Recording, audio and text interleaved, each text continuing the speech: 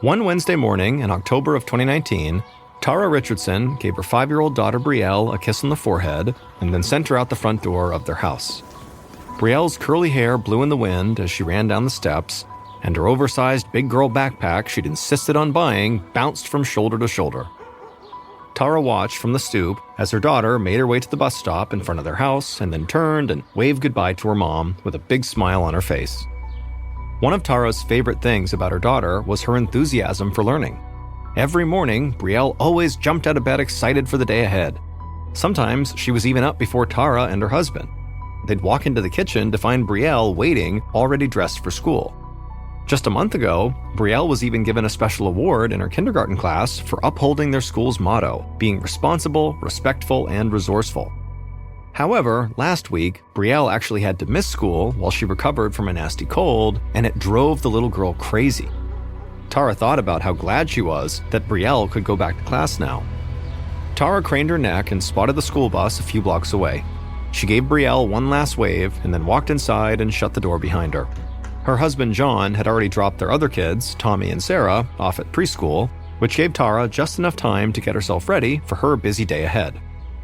Tara was a psychiatrist in Wichita, Kansas, and had recently transitioned to working as a traveling therapist. Instead of working in one place, she spent her days traveling to different children's psychiatric hospitals and senior care facilities. Tara had just turned around to head upstairs to change when she heard somebody pounding on their front door. And so Tara rushed forward, worried something had happened to her daughter. She threw open the door and actually found Brielle standing there, crying and out of breath. Tara knelt in front of her daughter and asked what was going on, but Brielle could barely speak through sobs and full-body tremors. Tara quickly identified that her daughter, for whatever reason, was having a panic attack. And so, in a calm voice, she told Brielle to breathe in slowly for 3 counts and then out for 3 more.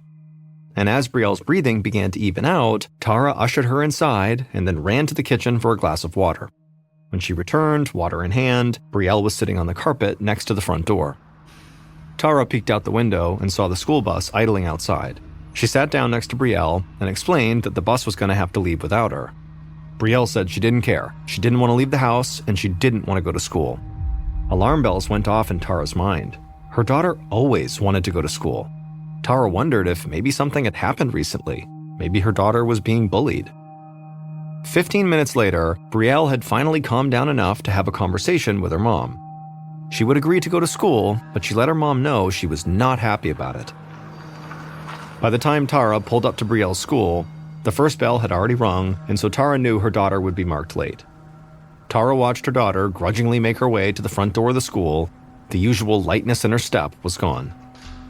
After Tara was certain that Brielle had gone inside the building, she pulled away from the curb and began the drive home, racking her brain for an explanation for Brielle's behavior.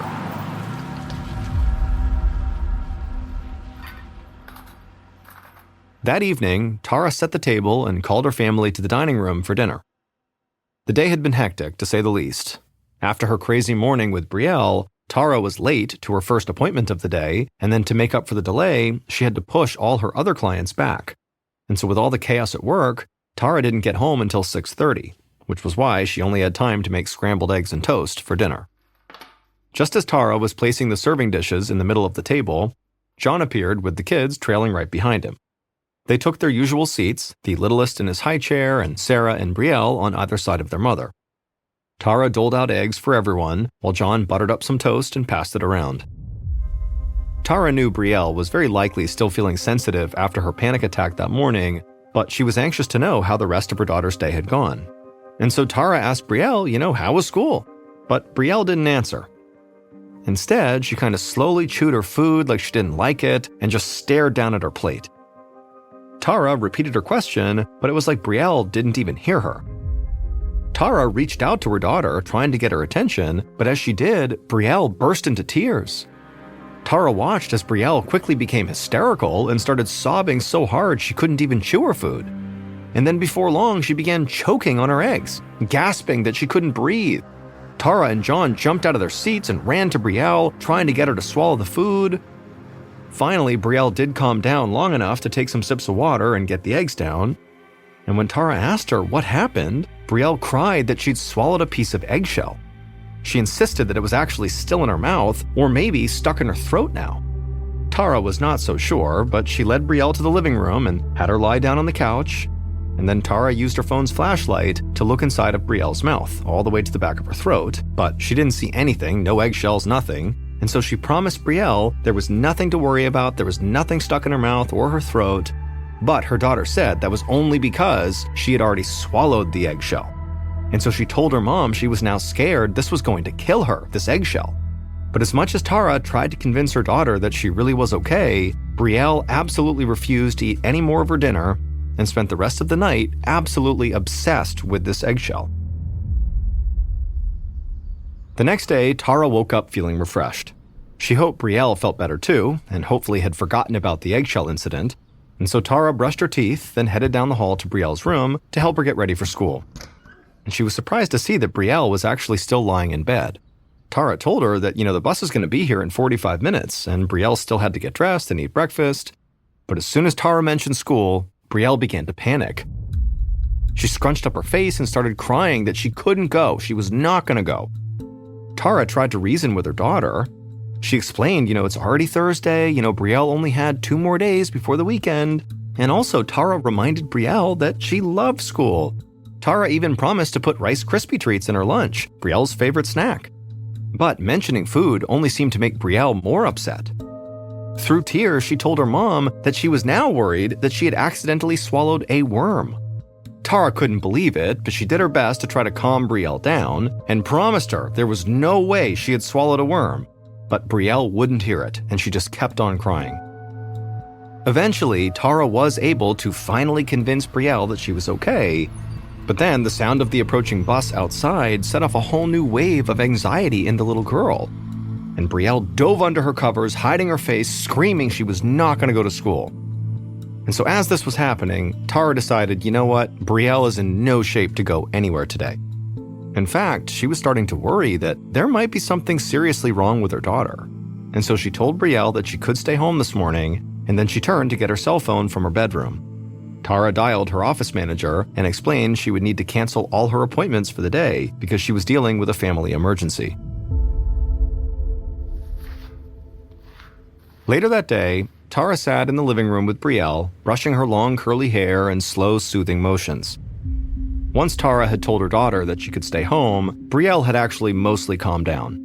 It still had taken most of the morning for the little girl to start acting like herself again, but Tara was just happy that Brielle was not focused on, eating worms or eggshells anymore. But as Tara continued to brush her daughter's hair, Brielle began to fidget and shake her head from side to side. Tara asked her to sit still and tried brushing her hair again, but it was hopeless. The little girl kept craning her neck, trying to look at her hair, and then she just kept on shaking her head from side to side, trying to get her mom to stop brushing. Tara put the brush down and asked her, what's going on? And Brielle looked at her mom with terror in her eyes and said she was really worried that she just swallowed a whole bunch of hair while her mom was brushing it. Tara explained that maybe a little bit of hair had come loose, and it was definitely all in the hairbrush. Tara even showed Brielle the brush. But her daughter insisted there was more hair that Tara had not seen, and that was the hair she had swallowed. At this point, Tara knew the best thing she could do for Brielle was to actually show her that she was okay. So she grabbed her phone's flashlight and once again peered inside her daughter's mouth, and as she did, she told Brielle there was no hair, there was nothing in there. But her daughter just shook her head in disbelief. Brielle jumped up from the couch and ran to the bathroom, and when Tara caught up to her, she saw her daughter sitting on the bathroom counter looking in the mirror, her mouth wide open as she checked for loose hair. The following afternoon, Tara suggested that she and her daughter play a game of tic-tac-toe, one of Brielle's favorites. And Brielle immediately lit up at the suggestion, so Tara grabbed some paper and some pencils. The game started out fine, but as the game progressed, and it seemed like Tara was going to win, Brielle became increasingly agitated. In fact, she got really mad every time her mom made a move she didn't like. And then suddenly, Brielle actually threatened to stab her mom with a pencil. Tara was shocked. Her daughter had never, ever been violent before. Tara thought about how rapidly her daughter's behavior had deteriorated over the last 2 days. At this point, she couldn't even recognize this little girl sitting in front of her. And so it was becoming increasingly apparent to Tara that if Brielle did not get better soon, she would need professional help from someone other than her mother.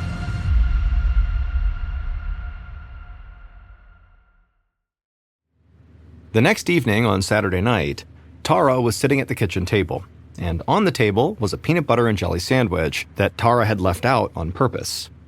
Her daughter had refused to eat or drink anything all day, and so Tara had basically put the sandwich out in the hopes that Brielle would see it and finally get hungry enough to eat it.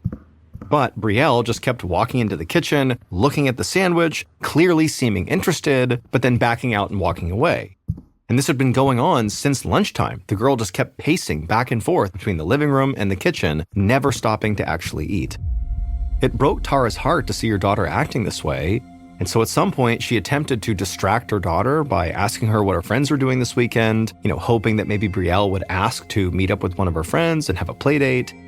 But Brielle did not take the bait and just kind of ignored her mom and just again kept on pacing back and forth between the kitchen and the living room, retracing the exact same steps each time.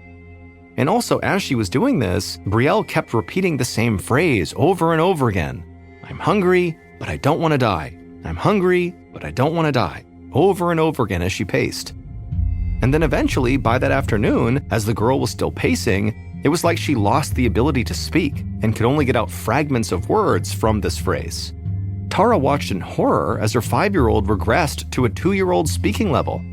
And then eventually, Brielle became so hungry and overwhelmed that she started to cry and then collapsed on the floor in a fit of anger and frustration. At this point, Tara, who was a trained psychiatrist, could see that very likely her daughter was showing classic symptoms of obsessive-compulsive disorder, or OCD for short, which is where a person is plagued by recurring thoughts and can't stop themselves from doing the same thing over and over and over again. But Tara was thinking, this is happening way too rapidly. Tara knew that OCD developed gradually, and whatever was going on with Brielle had basically hit all at once. In just 2 days, Brielle had gone from healthy and happy to starving herself to the point of collapsing on the ground.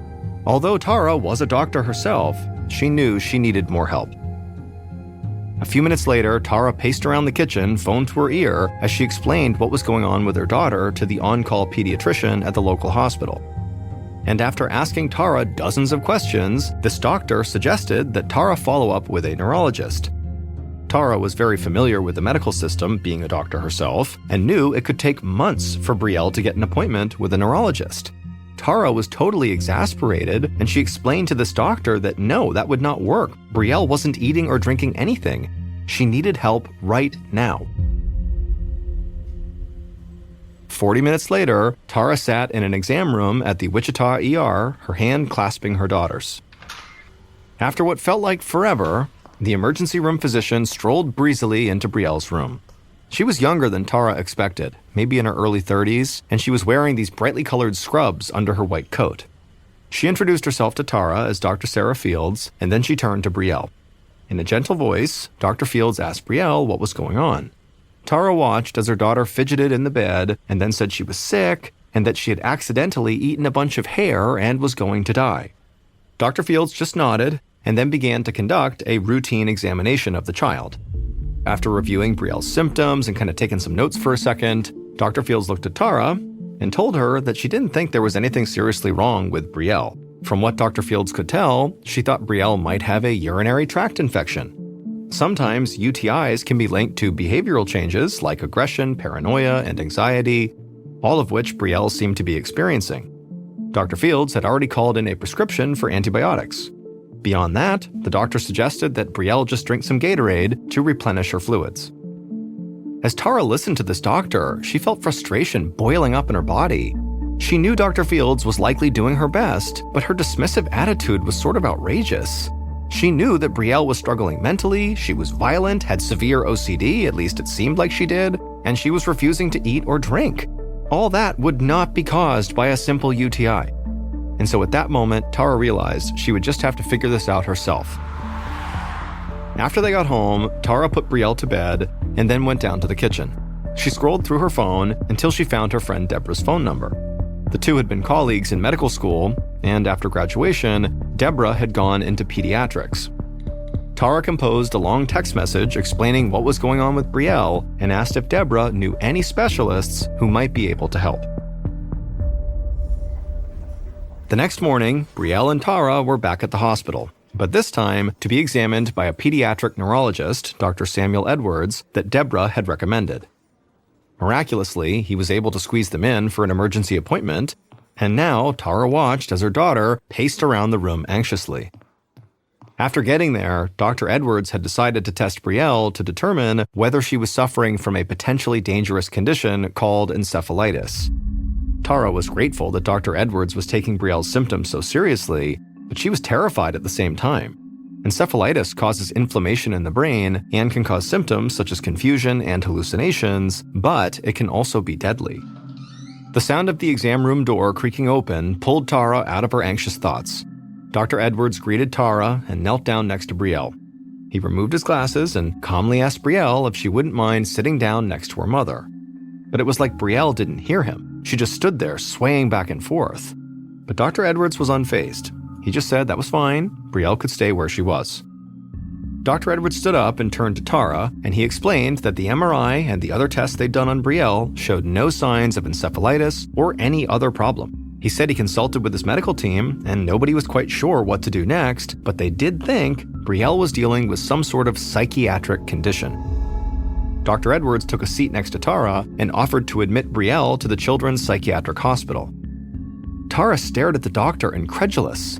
She tried to control the anger she felt coursing through her body as she explained that she was the admitting psychiatrist on call for the Children's Psychiatric Hospital.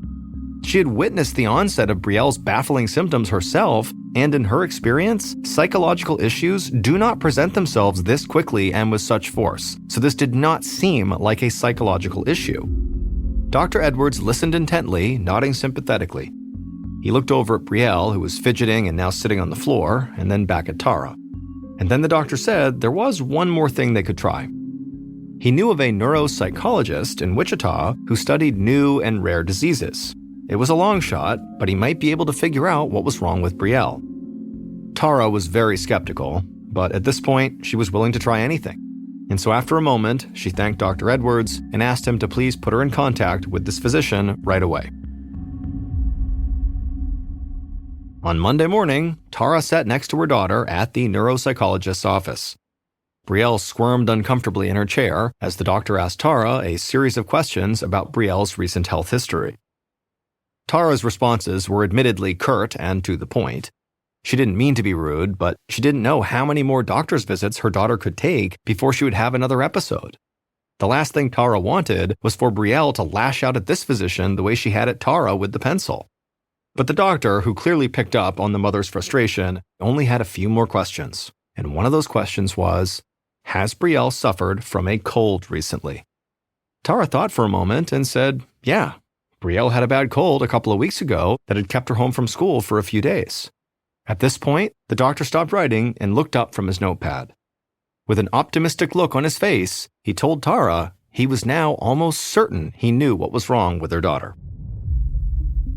The doctor, who again specialized in studying new and rare diseases, explained to Tara that when Brielle had gotten her cold, it almost certainly had triggered an incredibly rare immune response. Instead of trying to get rid of the virus, Brielle's body turned against itself, attacking her brain. This condition is called Pediatric Acute Onset Neuropsychiatric Syndrome, also known as PANS. Tara was shocked. She'd heard of PANS before, but it was so rare she'd never seen a case in real life. In fact, she was specifically trained to be very skeptical of it as a diagnosis. But in Brielle's case, after she thought about it for a minute, she knew it did have to be what they were dealing with. The onset of PANS is sudden and horrifying, and it only affects kids. While the symptoms vary from child to child, the disease is usually marked by anxiety and depression. Like Brielle, some children become violent, develop tics, and can even have hallucinations. Parents whose children have had PANS said their kids became completely different, seemingly overnight, just like what had happened to Brielle. But because PANS is so rare, it can sometimes take months or even years to correctly diagnose it. Tara was incredibly thankful that this doctor had been able to get the right answer in just 5 days. And she was especially grateful because the type of inflammation PANS causes is very hard to find on an MRI, like the one Brielle had gotten. And the disease is so rare, nobody else had thought to look for it. If it wasn't for this doctor's willingness to think outside the box, Tara may never have gotten the right diagnosis, and her daughter's life would have been at risk. Although Brielle was quickly diagnosed, she was not able to get the treatment she needed in Kansas. There was only one doctor in the state who treated PANS, and he couldn't see Brielle right away. Brielle's family ended up finding a specialist in Arizona who prescribed ibuprofen and steroids to treat the inflammation in her brain. And so even though Brielle's treatment began quickly, within a couple of weeks of showing symptoms, it still took 3 months to recover. In the wake of Brielle's battle with PANS, the Richardson family traveled to Topeka, Kansas to lobby the Kansas legislature to provide better care for children with PANS. Thanks to Tara and Brielle, Kansas did pass new PANS legislation in 2022 that provides medical coverage for children affected by this terrifying and rare disease. It was mid-June 2014 in Highland Springs, a small blue-collar town about 4 miles outside of Richmond, Virginia. By 3 p.m. that day, it would be hot, 91 degrees Fahrenheit. But right then, at 6:30 in the morning, it was cool.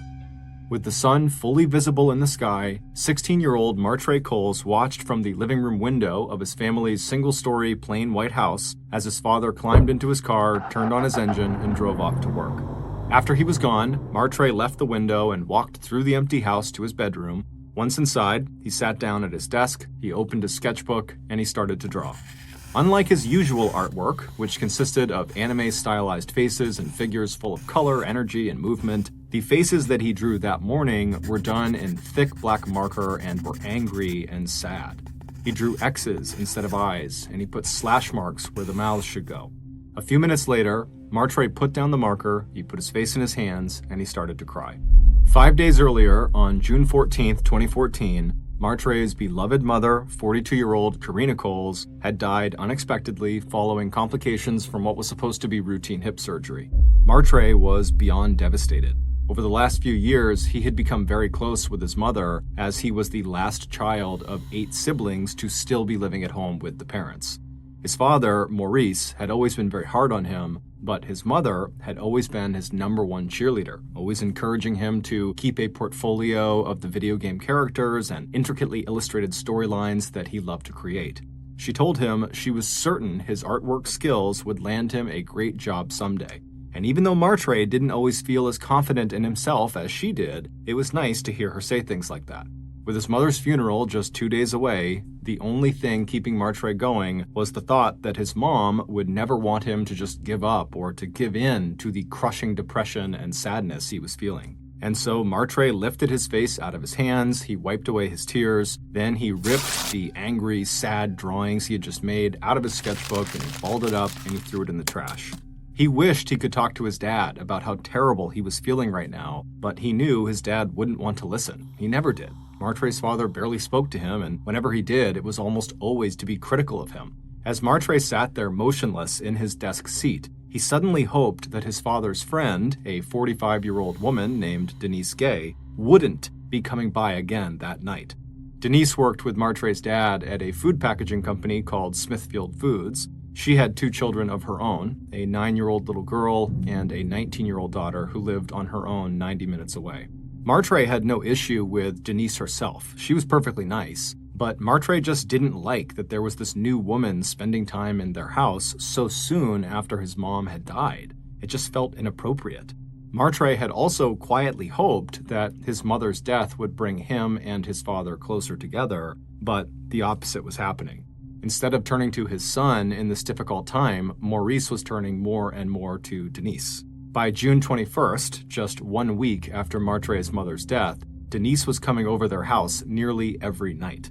And in mid-July, just 1 month after Martre's mother's death, Maurice announced to Martre and his other siblings that Denise, along with her 9-year-old daughter Alana, were going to be moving in with him and with Martre. Despite protests from Martre's older sisters, Michelle and Marquisha, that their father's relationship was progressing way too fast, and that Martre was still very emotionally fragile following his mother's death, Maurice had made up his mind. He didn't care what Martre's feelings about the situation were. A couple days later, when Denise and Alana pulled up outside of Martre's house with their bags in hand, Martre stayed inside. He didn't want to see them. But his father began angrily yelling for him to come outside and meet his new family and help his stepsister with her luggage. Martre sighed and stood up and walked outside. He didn't smile at them, but he waved, and then he walked over to Alana to offer to carry her bag inside. But when he reached her, she clutched her bag more tightly to her chest. Then she glared at him angrily, and then she very intentionally threw her bag at his feet. Martre was annoyed, and he looked up at her like, "What are you doing?" But he didn't say anything. He just bent down, grabbed her bag, and then led the way back into the house. Later that day, Martre's older sisters called him to let him know that he was welcome to stay with them anytime he wanted. They knew his new living situation with Denise and Alana was going to be super awkward, and they knew Martre was just hurting from the death of their mother and he really needed someone around him that actually cared about him. Martre thanked them and said, "Yep, sure, I'll come by sometime," but secretly, Martre knew he probably wouldn't. He just didn't have the energy to do anything these days. According to Martre's girlfriend, Ashlyn Knight, who was a fellow student at Highland Springs High School, Martre had big plans for his future, plans that his mother had encouraged him to pursue. Martre wanted to get into the best art school he possibly could, and then with that degree, he could try to land a highly coveted job as a video game artist and animator. And so over the first few months that Denise and Alana were living with him, Martre did his best to completely ignore them and instead spend his time and energy on his artwork.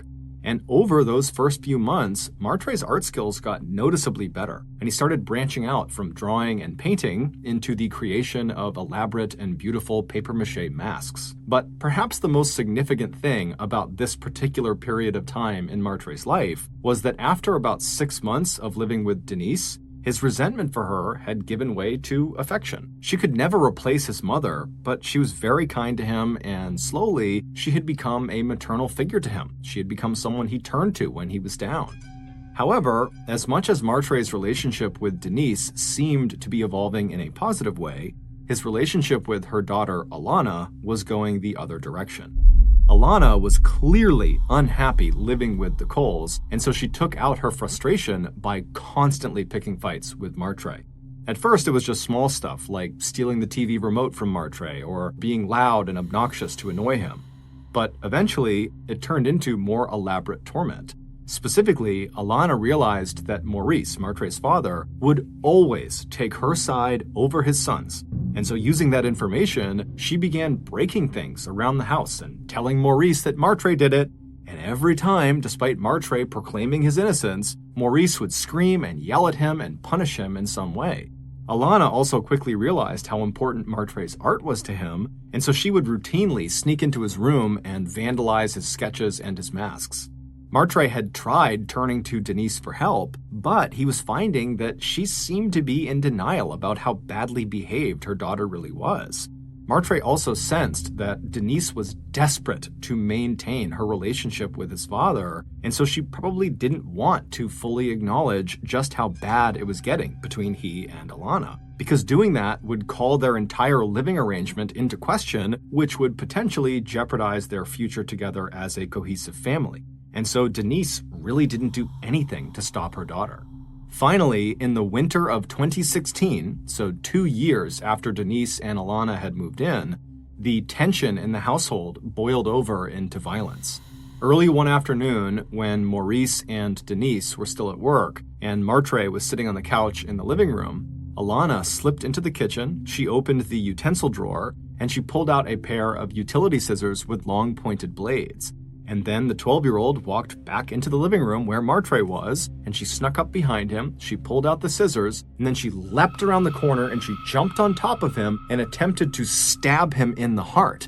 And Martre, at the last second, reached up and kind of pushed her arm out of the way, but the blades dug into his left shoulder and they went in deep. Martre's girlfriend, Ashlyn, remembers the very angry call she got from Martre that night after Denise had cleaned and bandaged the wound on his shoulder and had apologized on behalf of Alana, but that was it. And so for Martre, this was the breaking point. He was furious that his father and Denise had just totally let the situation with Alana get completely out of control, and he was just kind of scared of Alana. That was a real attack on him. And so as he talked to Ashlyn that night, He said to her, I really need to start actually focusing on how I'm going to execute my plan and actually get into art school and get out of this insane household and go pursue my dreams. And Ashlyn agreed, and she encouraged him and said, yes, go do that. And so in mid-December 2016, Martre worked up the courage to go approach his father and ask him if he would sit down with Martre and try to fill out some financial paperwork that would help him get funding to go to college.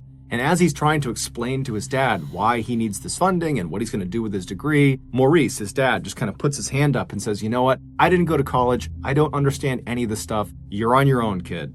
Martre was kind of crushed because he needed his dad to fill in the paperwork to be eligible for financial aid. But luckily, Denise was sitting nearby. She had overheard the conversation, and after Maurice had left the room, she pulled Martre aside and said, you know what, don't worry about it. I will get the information you need. I'll help you fill it out. We'll get you into college. You'll be fine.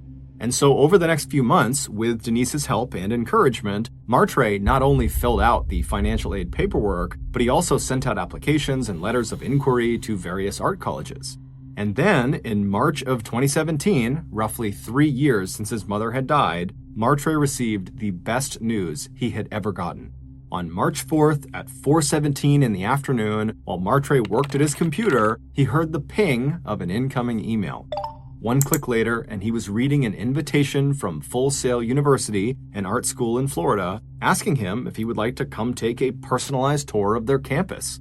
The administrator who had sent the email, Sheila Crenshaw, told Martre that she and her staff had been very impressed with the pictures of his artwork that he had sent along, and so they would love to get to know him and see if the school was a good fit. Sheila told Martre that if he wanted to come and do this tour, to be sure to bring along at least one of his papier-mâché masks, as well as his portfolio of drawings. Martre was so excited, he leapt from his chair and he ran into the room next door where Denise was, and after telling her the good news, she jumped up too, and the pair laughed and hugged and talked about how it was really happening. Martre was really going to go to art school and pursue his dreams. After they calmed down, Denise booked Martre a seat on a bus that would take him from Richmond, Virginia to Florida on Sunday, March 12th. The tour was scheduled for the following Monday. After his travel was booked, Martre realized he only had 8 days until he would be leaving, so right away he got to work making a special papier-mâché mask that he would bring along. He wanted to make sure he really impressed the Full Sail staff. On March 11th, the night before Martre was scheduled to ride out to Florida, Martre stayed with his older sister Michelle at her house. They spent the evening excitedly talking about his potential future at Full Sail and how happy this invitation would have made their mother, whose birthday was coming up later that month. The next morning, Michelle and Martre hopped in Michelle's car, and she began driving toward Martre's house. Their dad had agreed to give Martre a ride to the bus station later that day. When they arrived, Michelle gave her brother a big hug, she wished him good luck, and told him to text her as soon as he got to Florida, and he said he would. After Michelle got back in her car and she began to drive to work, she felt a profound sense of relief wash over her. She knew her little brother still missed their mother terribly, and even talked about his own death and how, at least when that happened, he would be with their mom. But finally, this invitation to Full Sail seemed like the break he so desperately needed. When Martre walked into his house that morning, Denise and her older daughter, Latoya, were both in the kitchen chatting and drinking coffee. When Denise saw Martre, she told him that his dad had apparently got called into work that day, so he couldn't give him a ride to the bus stop. However, she and her daughter didn't mind. He thanked them, and then he sat down with them, and for a few minutes the trio drank their coffee and chatted about Full Sail and other things. And then eventually, Martre told them that he still needed to pack, so he got up and he headed to his bedroom. As he got his clothes and his papier-mâché mask and other artwork together, he smiled. In less than an hour, he'd be on a bus headed to Florida, and he'd be officially pursuing his dreams. Since Martre's girlfriend, Ashlyn, had known she would not see Martre in person before he left for Florida, and they both knew that Martre might not be able to charge his phone during the 18-hour-long bus ride, they had arranged for Martre to text her as soon as he got on the bus so she could say goodbye. But at the time Martre should have been on the bus texting her, he didn't. He didn't text, he didn't call, it was just silent. And over the course of the morning, despite Ashlyn calling and texting him repeatedly, Martre never responded. Around noon, Ashlyn called Martre's sisters, Michelle and Marquisha, asking if they had heard from their brother, and they said no. By late afternoon, when still there was silence from Martre, Ashlyn, Michelle, and Marquisha were becoming frantic. They all knew that even 3 years after his mother's death, Martre still suffered occasional deep bouts of depression when he started thinking about his mom.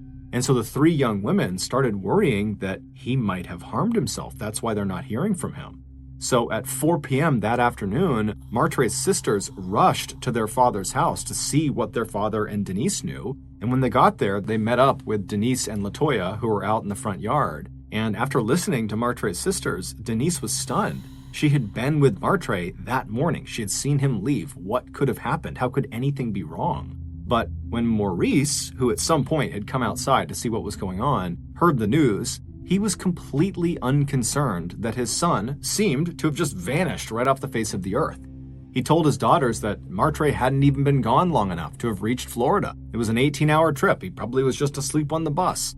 And if he didn't show up at school tomorrow for the tour, well, Martre was 19 years old. He was an adult, so whatever he wanted to do, that was on him. Completely unsettled by their father's utter indifference about this, Martre's sisters left the house and met up with Ashlyn, who was now hysterical. After they calmed her down, the 3 women eventually decided that their best bet right now was just to search the neighborhood for Martre.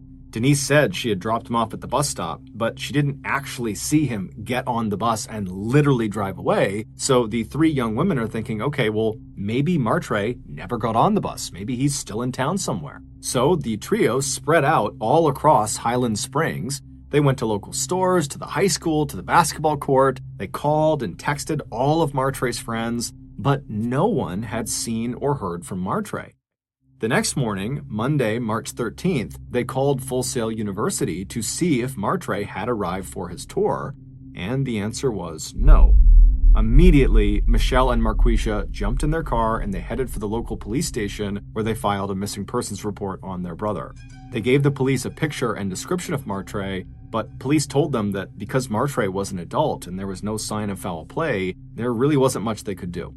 Meanwhile, Martre's girlfriend, Ashlyn, who knew Martre's email password, decided to take a closer look at Martre's invitation from Full Sail University. When he had shown it to her 10 days earlier, she had noticed something slightly off about it, but she had forgotten all about it once they had read the good news and were celebrating. But now, when she logged into his email account and opened up the invitation again, she immediately saw why she thought the email was concerning. The email had not been sent from an official Full Sail University account. Instead, it had come from someone's personal Gmail account, a woman named Sheila Crenshaw. Ashlyn pulled out her cell phone and she called Full Sail again. And a few minutes later, Ashlyn's worst fears were confirmed. No one by that name worked at the university. But shockingly, when Martre's father, Maurice, was told about this new wrinkle about the email address and how this meant Martre was almost certainly tricked or scammed before he went missing, Maurice still appeared unconcerned, and he refused to reach out to the police himself. 8 days later, Martre's mother's birthday came and went, and still there was no trace of Martre. Since their mother's death, all of the siblings started getting together on her birthdays to celebrate her life and spend time together. And Martre cherished these get-togethers. So for him not to at least text or call his family on her birthday was very significant. It was starting to feel almost likely that he had taken his own life. But just a week later, everything would change.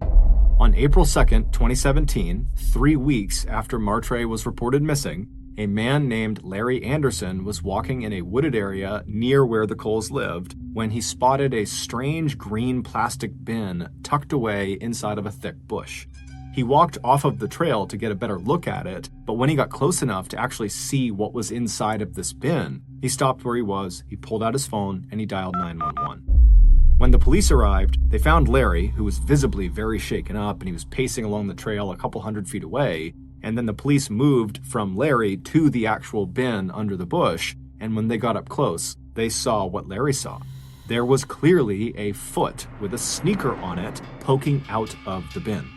When they removed the cover of the bin completely and actually got a full view inside, they saw the dead body of a young man folded up like an accordion, crammed inside.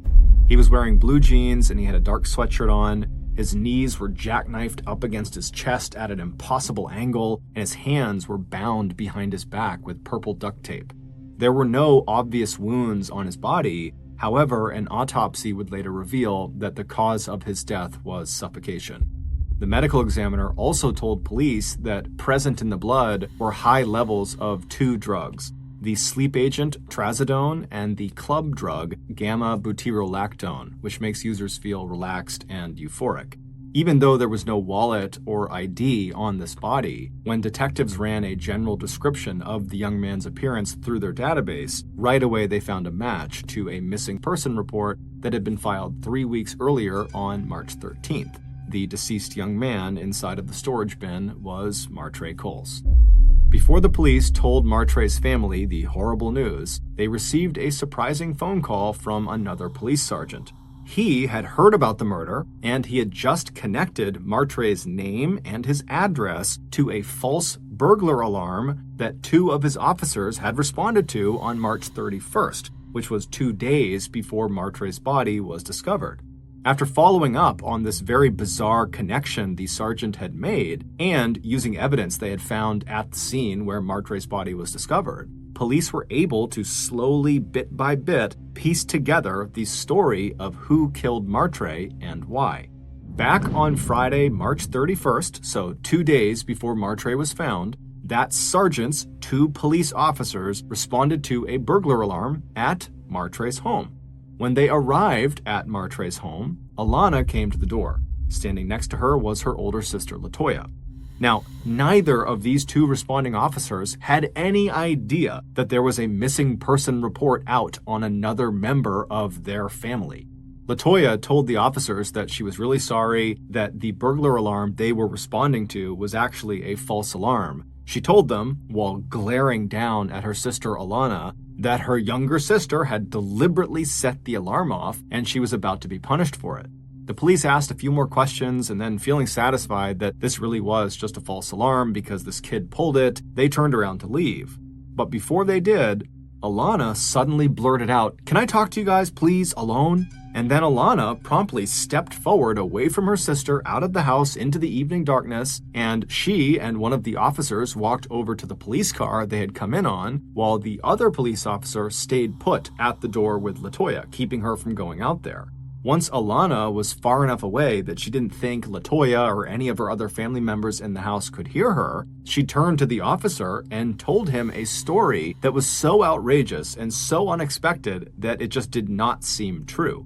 And so after Alana was done telling this story and had gone back inside with Latoya and the door had shut and the 2 responding officers said bye and they were leaving, they discussed it in the car, those 2 officers, and they decided there's no way that could be true. And so when they got back to the station, they filed their report as usual, describing that this was a false alarm, and then they also wrote down in this report what Alana told them, her crazy story, but they didn't alert anyone to this story. They just basically made a note of it, and then they filed their report with their sergeant and thought nothing of it. 3 days later, when their sergeant learned that the murder victim found in the storage bin was Alana's stepbrother, the sergeant suddenly remembered the report and realized the story Alana had told his officers might actually be true. Based on a combination of Alana's story, along with other pieces of evidence that the police collected, the following is a reconstruction of what actually happened to Martre. Back on the morning of Sunday, March 12th, so the day Martre was scheduled to take the bus to Florida, his older sister Michelle dropped him back off in front of his house and gave him a hug before she left for work. When Martre walked through the front doors into his house, Denise and her daughter Latoya were sitting in the kitchen. Martre sat down, and as the trio chatted, Martre didn't realize the cup of coffee he was drinking was almost certainly laced with the 2 drugs that the medical examiner would later find in his system, trazodone and gamma-butyrolactone. By the time Martre got up from the table and headed to his bedroom to pack for his trip to the college, the drugs would have likely begun taking effect. As he stepped into his bedroom, he likely would have started to wonder why he was feeling so crushingly tired and lethargic. He also was probably wondering why Denise and Latoya had followed him into his room and pushed his door most of the way closed without saying a word. Across the hall, Alana was in her room when she heard a loud shout. The voice was weak, but the words were clear. "Get off of me!" She recognized the voice as Martre's. She stepped out of her bedroom and pushed the door of Martre's room open a little to see what was going on, and what she saw was Martre on his back on the ground, and her mother, Denise, standing over his head while kind of bent forward. She was pressing her hands directly down onto his chest, basically putting all of her weight onto his chest, crushing him. Alana's sister, Latoya, was sitting on Martre's legs trying to hold them down because Martre was kicking her and trying to get up. As Martre continued to yell out for them to get off of him, his voice became weaker and weaker as he wasn't able to fully expand his chest to get a full breath because Denise was crushing his chest. Suddenly, Denise looked up and she saw Alana standing in the doorway. Without releasing the pressure on Martre's chest, she simply said to Alana in an unnaturally calm voice, "Nothing is happening. Go back to your room." Alana, who had learned over the years that it was a bad idea to cross her mother, did what she was told, and she kind of backed out into the hallway, and then a few steps more and she was behind her closed bedroom door, her heart pounding wildly. Back inside of Martre's room, Denise was starting to panic.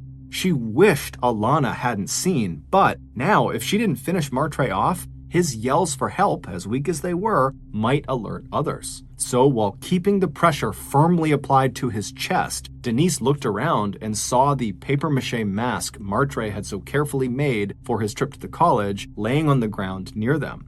She took one hand off of his chest, so she's still pressing with the other, and she reached and she picked the mask up, and then she placed it over Martre's face, completely blocking his nose and mouth, and then began pressing down on his face as well. Then she leaned forward and put her knee into the center of his chest, right on his sternum, and put all of her weight onto her knee, and then she shifted the hand that had been on his chest up to his throat, and she began pressing as hard as she could on his throat. And so she maintained all 3 points of pressure, his chest, his neck, and his face, until Martre stopped moving.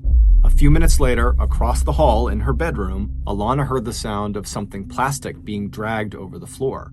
Although terrified, she opened her bedroom door just enough to look into the hallway, and this time she saw her sister Latoya pulling a large, heavy green storage bin across the floor. A few minutes later, Alana looked out her bedroom window, and she saw her mother and sister hoist this green tub into the back of Denise's car, and then the two of them drove away. After they were gone, Alana quietly closed the door to her bedroom, and then she sat on her bed, and she's thinking to herself, this has to be a dream. This can't be real. But then later that day, when Martre's sisters came over to their house in a total panic, saying that Martre wasn't responding to any texts or calls and we think he's missing, that's when Alana knew this had not been a dream. What she had just seen had really happened. Over the next few days, Alana kept hoping that Martre would just show up, that he'd walk through the door and that everything would go back to normal. But that didn't happen. And 19 days later, on March 31st, Alana was unable to carry this secret any longer. And so she waited until dark, and then she intentionally set off the family burglar alarm, knowing it would trigger police to come to her house, and then she could tell them her secret. When Alana stepped outside of the house to talk privately to one of the responding police officers, their conversation was captured on body camera. She turned her face up towards the officer and whispered 7 words that would blow this murder case wide open. I saw my mom kill my stepbrother. It would turn out Denise had decided a long time ago that the only way to really secure her relationship with Maurice and to create the family she wanted was to get rid of any reminders of Maurice's dead wife.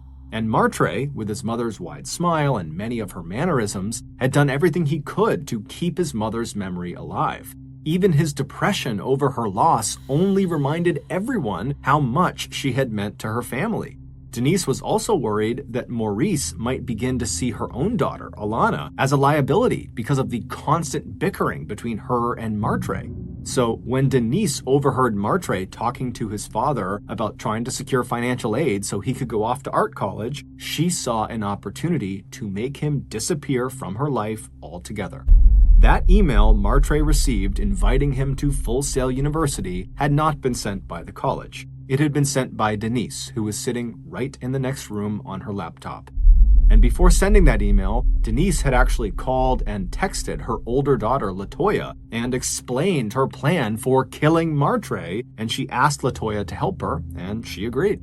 On April 3rd, one day after Martre's body was found, the detectives working on the murder case were getting ready to inform Martre's family that he was dead.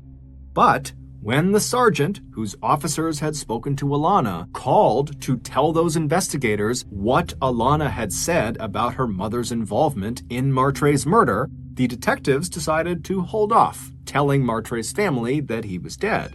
If, in fact, Martre's murderer was someone inside of his own family in his own house, police did not want to tip them off by telling them that they had discovered Martre's body. Instead, investigators dug into Denise's background, and they found a long history of felonies, from passing worthless checks to charges of computer fraud that had landed her in jail more than once. Then, under the guise of following up on Martre's missing person report, police returned to the Coles house to interview Maurice, Denise, and Latoya again.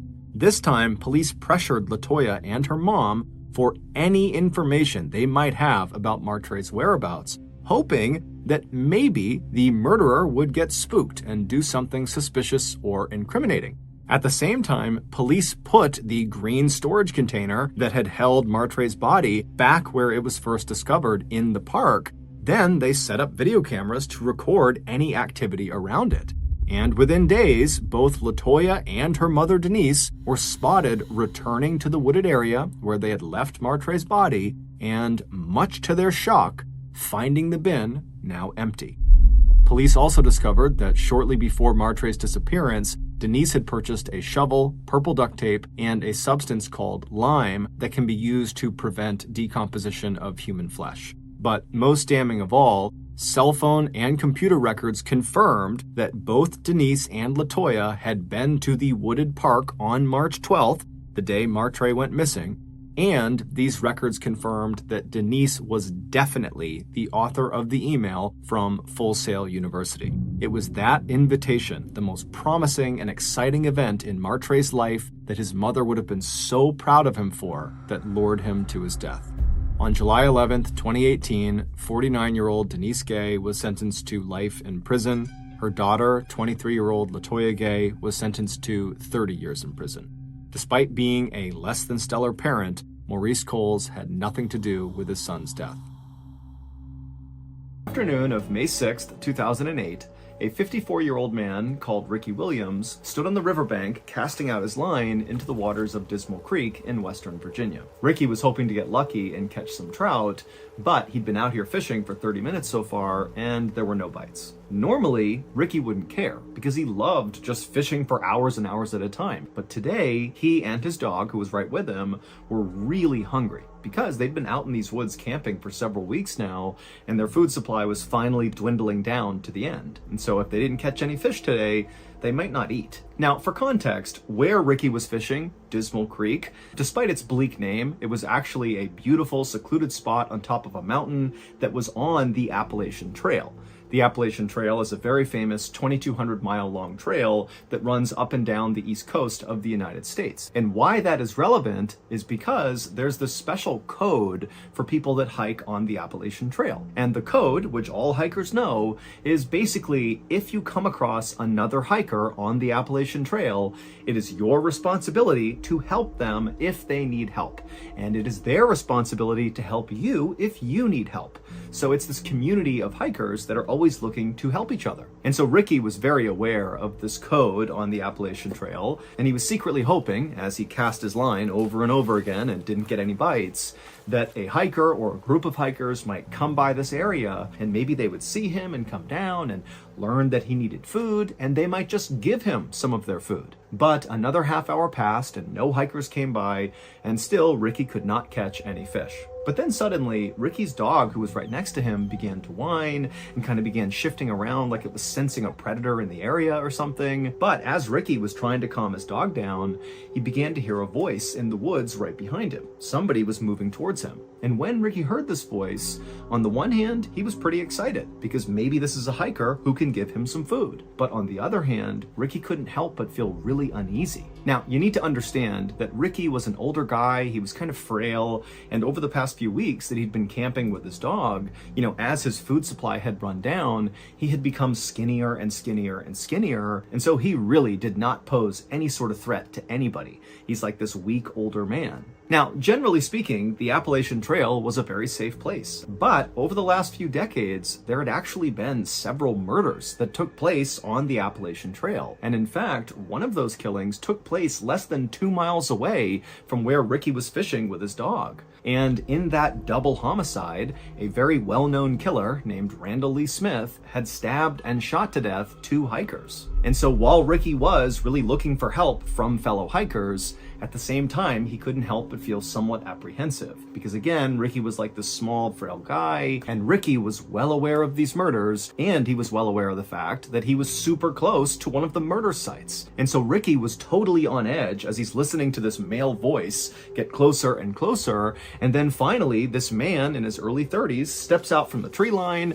and he looks over and he sees Ricky, and for a second, the 2 men just kind of look at each other, but then this guy just grinned at Ricky and said, "Hey, how you doing?" And immediately Ricky felt relieved because he could tell just from looking at this guy that very likely he was not a threat. The man introduced himself as Scott Johnston, and he told Ricky he was actually camping in the area with a friend of his, and they were out here fishing just like Ricky. And Ricky pretty much immediately said, "Oh, great, nice to meet you. Do you have any food for me?" And Scott was like, "Absolutely." And he dug into his bag that he had with him, and he pulled out a couple energy bars and a bag of chips, and he threw them over to Ricky. And he also gave some fresh bait to Ricky so he too could cast out again. And for the next couple of hours, Scott and Ricky just stood on the riverbank and fished together. And after a while, the trout did start biting and they did start catching fish, so the day kind of turned into a great outing for Ricky. And it got even better because as soon as the men were done fishing, Scott asked Ricky if he wanted to join him and his friend back up at the campsite for dinner. And remember, Ricky had no food, so this was an amazing invitation. And he said, "Yes, of course, I'd love to join you." So the 2 men packed up their stuff right as the sun was going down, and then they began walking back into the forest where Scott had emerged from. And as they were walking, Scott's fishing pole got tangled on a low-hanging branch, and he was really struggling to get it out of the tree. And so finally, he just told Ricky to, "Go on ahead, my campsite's right up there, it's a straight shot, just go up the hill, and you'll see it." Ricky asked Scott if he was sure, and Scott said, "No, it's totally fine, go ahead." So Ricky said, "Okay," and he walked the rest of the way up the hill, and then when he walked out of the tree line into the clearing where Scott's campsite was, immediately what Ricky noticed was this enormous man who was like twice the size of Scott, and so 4 times the size of Ricky, kind of hunched over the campfire. And this huge man, who presumably was Scott's friend, he heard Ricky walk into the circle, and remember, it's nighttime and they're kind of in the middle of nowhere, and so this guy, he turns his head around and sees this strange man just standing there, and Scott's nowhere to be found, and so this guy, he grabs a club, like a piece of wood, and he looks at Ricky kind of menacingly, like, "What are you doing here?" And Ricky, who was so caught off guard by just how big this guy was, he put his hands up and he said, "I'm so sorry, Scott sent me up here. I don't know if this is the right site, I'm sorry." But just at that moment, Scott had finished untangling his fishing line, and he came out of the tree line and he patted Ricky on the back and he said, "Oh, you've already met my friend Sean." And as soon as he said that, Sean looked like he basically let his guard down. He put the wood down and he stopped glaring directly at Ricky. But Ricky felt like Sean was not happy that Ricky was in his campsite, even though clearly Scott is the reason that Ricky is in this campsite. And so Ricky just felt really uncomfortable. And at the same time, Scott is ushering Ricky closer to the campfire to take a seat next to Sean. Sean's a great cook. He'll cook up this fish for us. It's going to be great. Take a seat. Ricky felt kind of annoyed that Scott was really forcing him to stay.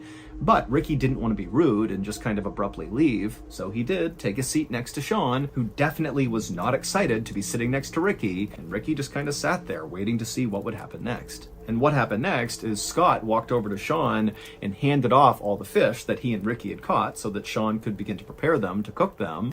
And then as Ricky is still just sitting there right next to Sean, Scott walked away from the campfire up to his truck, which was parked right next to Sean's Jeep, and Scott turned on the radio and began blasting country music. And when Ricky heard this music, he kind of winced because to him, part of the reason the outdoors, the Appalachian Trail, being out in nature, part of the reason it was so wonderful was for the peace and quiet. And so it felt kind of like borderline disrespectful to be out in the middle of this beautiful place blaring country music. And so to Ricky, he just couldn't help but feel like there's something off about these two guys. They just seem really disrespectful and kind of pushy and maybe aggressive, and so Ricky is just not happy.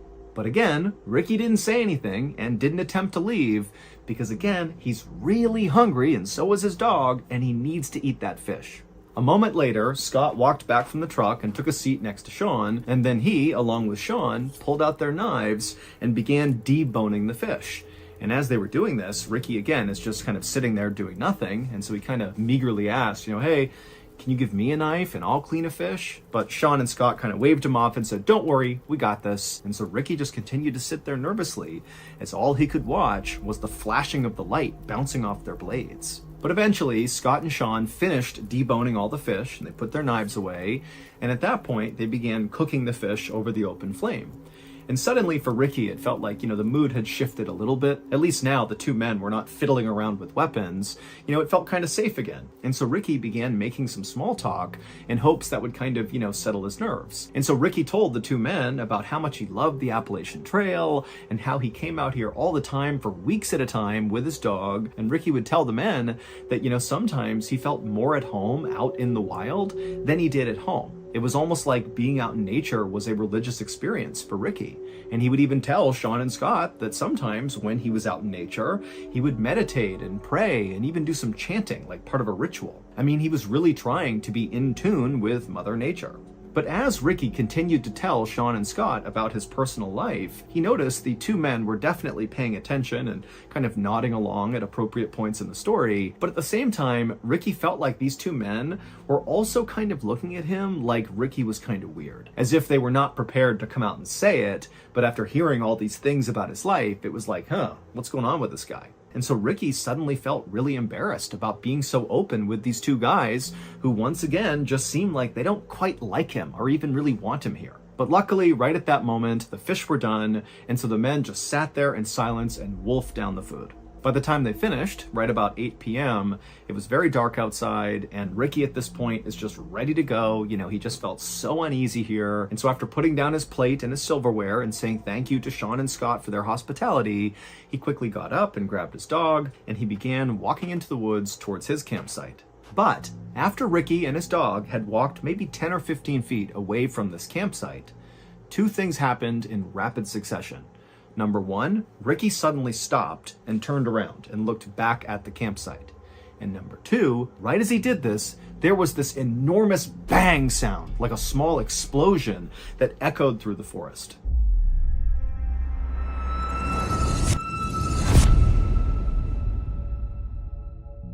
About 30 minutes later, and about 4 miles away from where Ricky and Sean and Scott had been, there were these two women who were in their house eating dinner when they heard the sudden frantic knocking on their front door. Now, these women live in a very isolated part of the country, and so the women were very concerned.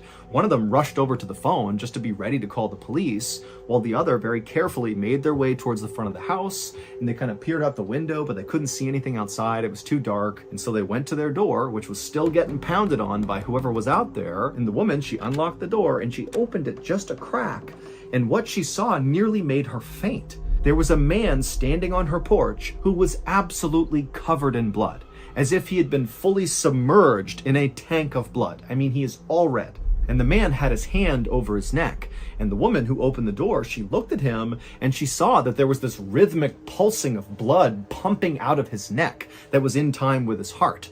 This man is clearly bleeding to death. And so the woman, she screamed for the other woman to please call 911. We have someone who's dying here. And so she began calling 911. And then the man on the porch just said, please help me. And then he said something about Dismal Creek, and then he collapsed. And this was so shocking for the woman who had opened the door that she just stood there staring, having no idea what to do. But then she happened to look up and she noticed there was a Jeep that was idling out on the road in front of her house that she hadn't even registered until now. And so either this guy got dropped off or he drove that Jeep. But before she could even begin to understand what had just happened, an ambulance and a whole bunch of police cars came screaming up and parked in front of her house. And then the medics got out, they rushed up, and they grabbed the bleeding man, and they put him in the ambulance, and they rushed him off. Meanwhile, not far from the house, police officers were speeding towards Dismal Creek because when the women called 911, they said, this guy who's shown up on the porch bleeding said something about Dismal Creek, but they had no idea what it was about. And so instead of trying to wait to figure out what was even going on, police had basically said, let's just go to Dismal Creek and look around and see if we can figure out, why someone would leave that area and show up at this house covered in blood. But as the police were making their way up this winding mountain road, they saw a truck bombing down the road coming straight at them. And the truck, they initially hit their brakes and did kind of attempt to get out of the way of the police cars. But after this truck had basically come to a stop, the driver of the truck just hit the gas all over again, and they veered wildly off the side of the road into an embankment, and they crashed and flipped several times and then came to a stop. And the police officers who had veered to the side of the road to avoid getting hit by this truck, they just watched this happen, and they couldn't understand why the driver had gunned it again after stopping and then seemingly intentionally drove off the road. It almost seemed like the driver was trying to crash. And so the police, they got out of their car and they approached the wrecked truck with their guns drawn. But when they looked into the vehicle, they saw there was a single occupant, the driver, and he was still somehow alive. So the police got him out of the vehicle and they called an ambulance, but they actually sent an officer with the ambulance to escort them because the police were actually pretty suspicious of this truck driver. Because remember, they were going up that road to get to Dismal Creek to see what had happened there that would lead to another man showing up on somebody's doorstep in the middle of the night covered in blood. And now they have this truck driver who looks like he's speeding away from Dismal Creek, who crashes his truck. I mean, there was no clear connection between the truck crash and the bloody guy, but the police were suspicious that they had to be connected. So they sent the officer to the hospital as well. About 30 minutes after the truck crash, the police left the scene and continued the rest of the way up the road to Dismal Creek. And once they got up there, the police fanned out all across the area and just began looking for anything. Just any clue that might explain what the heck happened here, if anything happened at Dismal Creek at all. And pretty quickly, the police actually did find something unique. In the middle of the Dismal Creek area, they found a campsite. But it was not the campsite where Sean and Scott were staying, where Ricky had gone and shared dinner with them. This was a different campsite. And not long after searching this other campsite, police concluded that whoever was staying here did not seem like they were mentally well. This seems like a mentally unstable and potentially dangerous person lives here. So the campsite was really simple. It was just a tent and a campfire. But when the police lifted up the flap and looked inside the tent, they found a collection of 30 knives along with a police scanner that basically picked up police radio chatter in the area, so you could listen to a scanner and basically know what the police were doing in your area. There were also all these weird piles of clothing. Some were for kids, some were for adults, some were for men, some were for women. There were piles of eyeglasses, and there were 8 pairs of women's underwear. And then also there was a map of the Appalachian Trail inside of this tent, and all over this map along the trail were all these spots that were circled, but there was no information about what these circles meant. However, one of the places that was circled was Dismal Creek. And then next to the map was a radio, and inside the radio was a cassette. And so the police just hit play, and immediately what they heard totally creeped them out, because the tape sounded like some kind of satanic ritual. It was basically this one man's voice just kind of howling and chanting over and over again. But by far, the most shocking thing that was found inside of that tent was a single piece of paper. And this piece of paper was a birth certificate, and the name on the birth certificate was a name that basically all police in this area knew, and in fact, anybody living in or around the Appalachian Trail definitely would know this name. And the identity of this person, the name on the birth certificate, was the key to putting together all these seemingly disconnected events that had happened on this night. From the explosion when Ricky walked away from the fire, to the bloody man at the house, to the truck crash, they were all connected through this single person. A few hours earlier, after Ricky had gotten up and walked away from Sean and Scott's campsite, and then after barely making it onto the trail, he had turned around and there was that loud explosion. Well, at that point in the story, Ricky, who's now looking back at the campsite and looking at Sean and Scott, he can see that the two of them, they've heard the sound too, and they were now staring at each other with looks of absolute shock and terror on their faces. But then Ricky watched as Sean reached up and touched his face, and he put his hand out in front of his face and it was covered in red. And the reason for that was because Sean had just been shot in the face, because that loud explosion was the sound of Ricky shooting his gun at Sean. And as Sean and Scott stood there staring at each other in absolute disbelief, Ricky, who's still in the tree line, ran towards the fire and just kept on shooting. And so Sean at this point, as he sees Ricky coming into the campsite, he stands up and kind of staggers back and falls on the ground.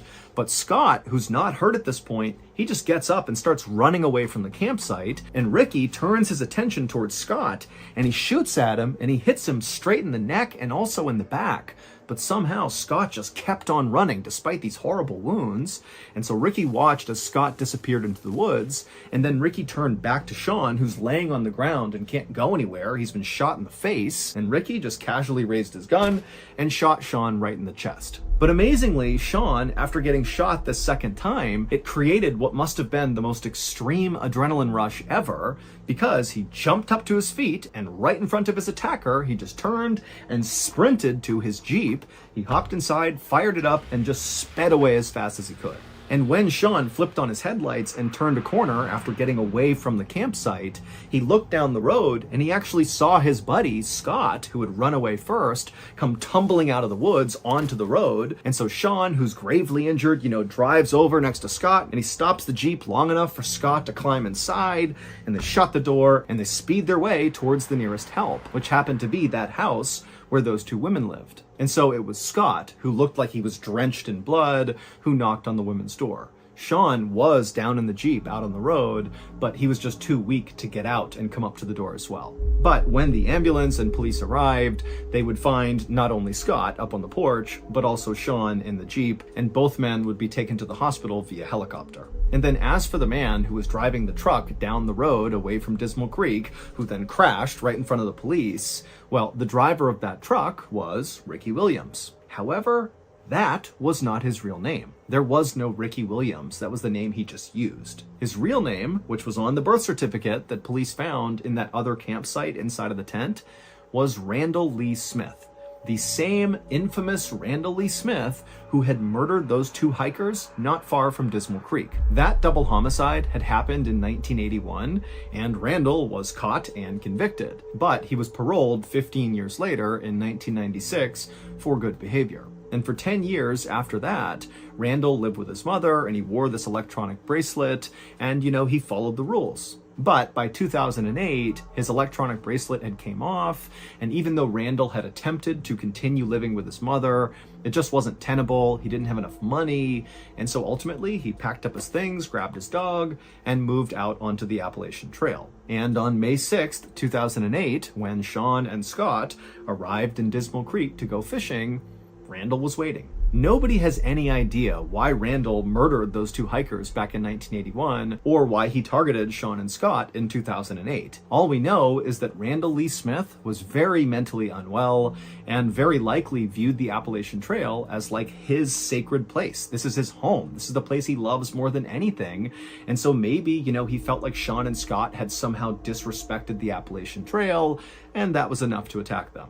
Now, we know Sean and Scott did not do anything intentionally disrespectful to Randall because, amazingly, Sean and Scott survived this attack. And they would say that when they saw Randall, they just felt bad for him. They thought he was like this alcoholic drifter who didn't have a home of his own, and so he was just living out in the woods on the Appalachian Trail. And so they didn't judge him. Instead, they really did just want to give him some food and spend some time with him and make him feel human again. That was it. And because Randall appeared to be this kind of small, older man, Sean and Scott, who were, very big and imposing, they didn't feel threatened by this guy. As for that bizarre other campsite that police found up around Dismal Creek, the one that contained all those knives and the birth certificate, well, obviously that was Randall's campsite. And that weird cassette tape that they listened to that sounded like a satanic ritual, That was Randall going through his meditations and chants that he would do when he was out in the middle of nowhere. It was like his way of respecting Mother Nature and the Appalachian Trail. And then all those items that were found inside of his tent, the different clothes and the eyeglasses and the women's underwear,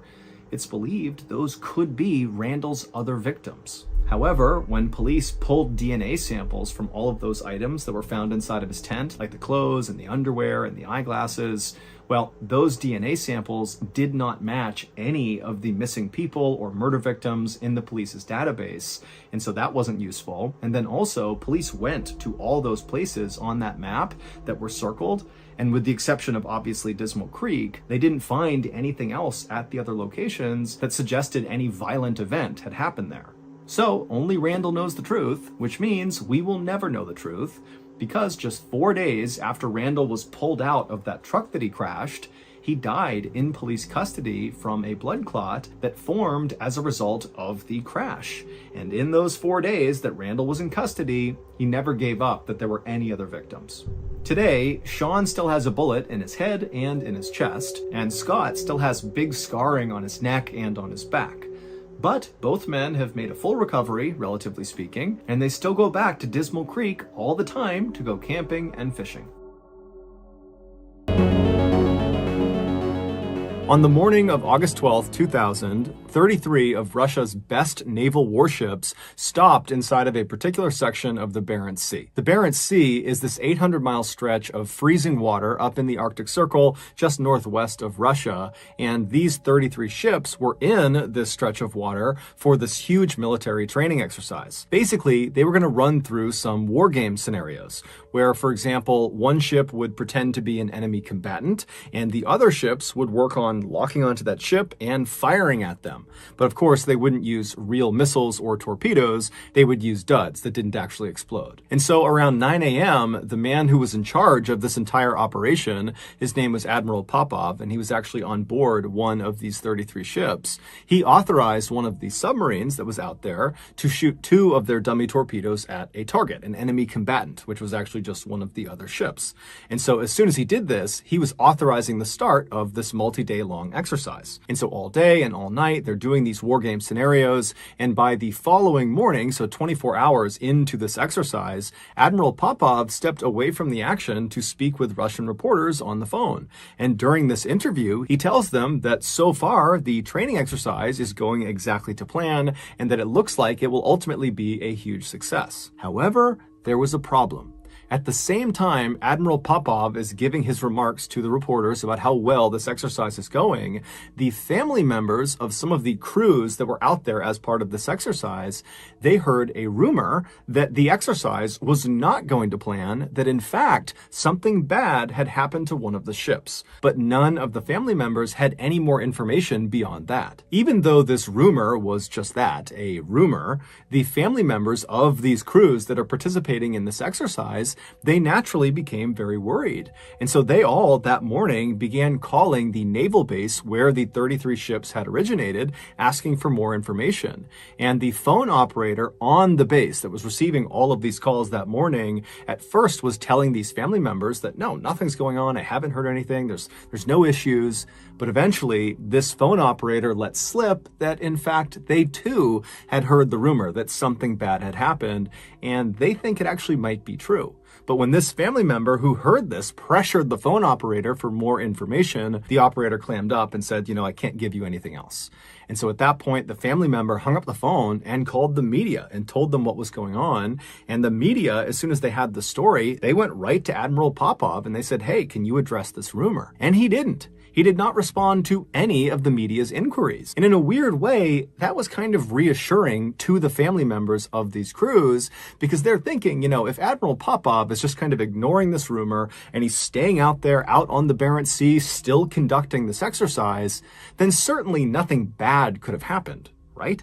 And so for the rest of that day, Sunday, the family members of these crews and the media just kind of did nothing because there wasn't anything else to do besides wait to see if there was any new news coming out of this exercise. And the following day, on Monday the 14th, so 48 hours after the start of this training exercise, there would be news. Russian officials would go on TV and they would address the rumor by saying, well, Yeah, it is true. Something did happen out during this exercise. The Kursk, which was the name of one of the submarines that was one of the 33 ships that was part of this exercise, they experienced some minor technical difficulties that forced them to ground their vessel at the bottom of the Barents Sea. But don't worry, this is normal. We're in touch with them through the radio. Everybody is fine. We are pumping air and power into their submarine, and before long, we will have them back on the surface. There's nothing to worry about. Now, naturally, the family members of the Kursk crew specifically, they panicked when they heard this, because even though the government is acting totally confident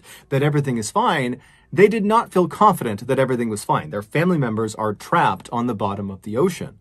But at the same time, they remembered the Kursk, the actual submarine, was a very special and very safe submarine. The Kursk was quite literally Russia's best ship. They had spared no expense on it. It was extremely expensive. And it was massive. It was bigger than 2 football fields put together. And it was constructed out of this very specialized, highly reinforced steel that allowed it to take a direct hit from a torpedo and just keep on going, no problem. It was also outfitted on the inside with all the latest and greatest technology. And so if you were going to be stuck at the bottom of the ocean inside of a submarine, you would want to be stuck inside of the Kursk. And so the families took solace in that. But over the next couple of days, despite the government reassuring everybody in the news that everything was fine, it's totally minor, we're going to have the Kursk up in no time, despite all that, the Kursk still had not been raised to the surface, and the government was not giving the families or the media any new information. And so in this kind of void of no real information, the families began to panic and the media began to speculate. Did the Kursk really suffer from minor technical difficulties like the government was saying, or was this something more serious? This question would be answered on August 21st, so 9 days after this training exercise had begun, when a Norwegian dive team, they were out there to assist in the recovery effort, they were able to dive down to the Kursk, and they actually got inside of the submarine through an escape hatch. An escape hatch is like this watertight closet that kind of sits on the outside of the submarine, and it allows people to go in and out of the submarine without flooding it. And once these Norwegian divers got inside of the Kursk and had a look around, they were totally shocked at what they saw. While the exact details of what happened inside the Kursk are still debated today, and probably will be for some time, there is one aspect of the story that is more or less universally accepted, and that is what happened inside of compartment number 9. The Kursk was divided into 9 watertight segments called compartments. Number 1 was at the front of the submarine, and then it went 2, 3, 4, all the way down to 9 in the very back of the submarine. And the reason we know what happened inside of compartment number 9 is because a 27-year-old Kursk crew member, Dmitry Kolesnikov, told us. Dmitry was born into a family of submariners. His father was a submariner, and his father's father was a submariner, and Dmitry idolized them, and so growing up, that was all he ever wanted to be. And in the late 1990s, his dream would become a reality when he commissioned as a naval officer in the Russian Navy and was given orders to serve on board the Kursk. 4 months before this training exercise out in the Barents Sea, Dmitry met and very quickly married a high school teacher named Olga, and right after their wedding, one of the first things he did is he brought her on board the Kursk for a tour. And Olga brought along a video camera and filmed her tour through the ship, and on this video, Dmitry is all smiles. He is so happy to be leading her around the ship and introducing her to people and showing her all the cramped spaces on board the submarine. It's really obvious that Dmitry was so proud of his job. Not only of his job, but also just so proud to be sharing this part of his life with his wife. Fast forward to August 12th, 2000, and Dmitry, along with 117 other crew members on board the Kursk, had just arrived at their designated section in the Barents Sea for this training exercise. And at 11:27 a.m., the captain of the Kursk came over the radio and he told Admiral Popov, who was not on the Kursk, he was on a separate ship, he told the admiral that the Kursk was about to fire their 2 dummy torpedoes. After this call was made, the men in the first compartment compartment of the Kursk. So at the very front of the Kursk, this is where all the torpedoes, both fake and real, are stored. They began loading these 2 dummy torpedoes. Meanwhile, Dmitri was all the way back in the 7th compartment, the engine room. That was where he was stationed. He was actually in charge of everybody who worked in the 7th compartment. And so as these 2 dummy torpedoes are being loaded, Dmitri and his men, there weren't that many of them, they were twisting dials and pulling levers, when all of a sudden there's this really loud crashing sound, and then the ship shudders and then jolts hard to one side, as if someone had grabbed the front of the submarine and just forced it to one direction. What Dmitri and the men in the 7th compartment could not have possibly known was that one of the real torpedoes in the 1st compartment had malfunctioned and it exploded. But because of how well built the Kursk was, how strong the exterior walls were, this torpedo, as advertised, did not puncture through it. It did a lot of damage and caused a massive fire, but the sub was not sinking. So back in the 7th compartment, Dmitri, he stands up from being jostled to the ground, and the alarms are going off and everything is totally chaotic. Everyone's asking what's going on. And Dmitri, he takes charge and he tells his men to follow the emergency protocol, which was to seal the watertight doors of your compartment. And so in this case, he sealed both the doors, one leading to the 6th compartment and the other leading to the 8th compartment. There's a lot of reasons for why they do this, but in essence, if there's a leak somewhere in the submarine, by sealing off your compartment, you protect yourself from being flooded. As Dmitri and his men are sealing these 2 doors, they would have begun to see and smell smoke as it came in through the ventilation ducts, because there was now this uncontrolled fire raging at the front of the submarine. They also would have felt the submarine suddenly pitch upward at a very steep angle as the captain of the Kursk desperately tried to surface. But before they could reach the surface, that uncontained fire reached the other live torpedoes, and it set off this almost instantaneous chain reaction of explosions. This second collective blast killed virtually everyone in the front half of the submarine. Either the blast itself blew them apart, or once this hole in the front of the submarine, because the second blast did puncture the walls, once that hole was created, all this Arctic water began flooding into the submarine. So if you didn't get killed by the blast, you very quickly drowned. The only people who survived the 1st and 2nd explosions were anyone in the 6th compartment going backwards. So 6, 7, 8, and 9. And so Dmitri and the other men in the 7th compartment, they would have been definitely badly shaken up from that 2nd explosion. That completely rocked the submarine and sent them tumbling all over the place. But they would have been very alive and very aware of the terrible situation they were in. And so I would imagine that Dmitri and the others tried to grab onto any of the piping or anything they could as the submarine, because the control tower has been destroyed, just angled straight down and began careening downward. At 11:32 a.m., just 4 minutes after that initial explosion, the Kursk slammed nose first into the ocean floor 350 feet below the surface, and then the back half of the Kursk came down to rest. We don't know exactly what happened on board the Kursk for those first 2 hours after they hit the ocean floor. What we do know is they had power, so there was light inside of the submarine. Also, the air purifiers were still working, so despite the chemicals and smoke that was in the air, it was relatively easy to breathe. During those first 2 hours, we also know that at some point, Dmitri and the other men in his compartment must have heard banging coming from the 6th compartment, because remember, they had sealed off the doors both to the 8th and the 6th compartment. And so Dmitri decided to break emergency protocol,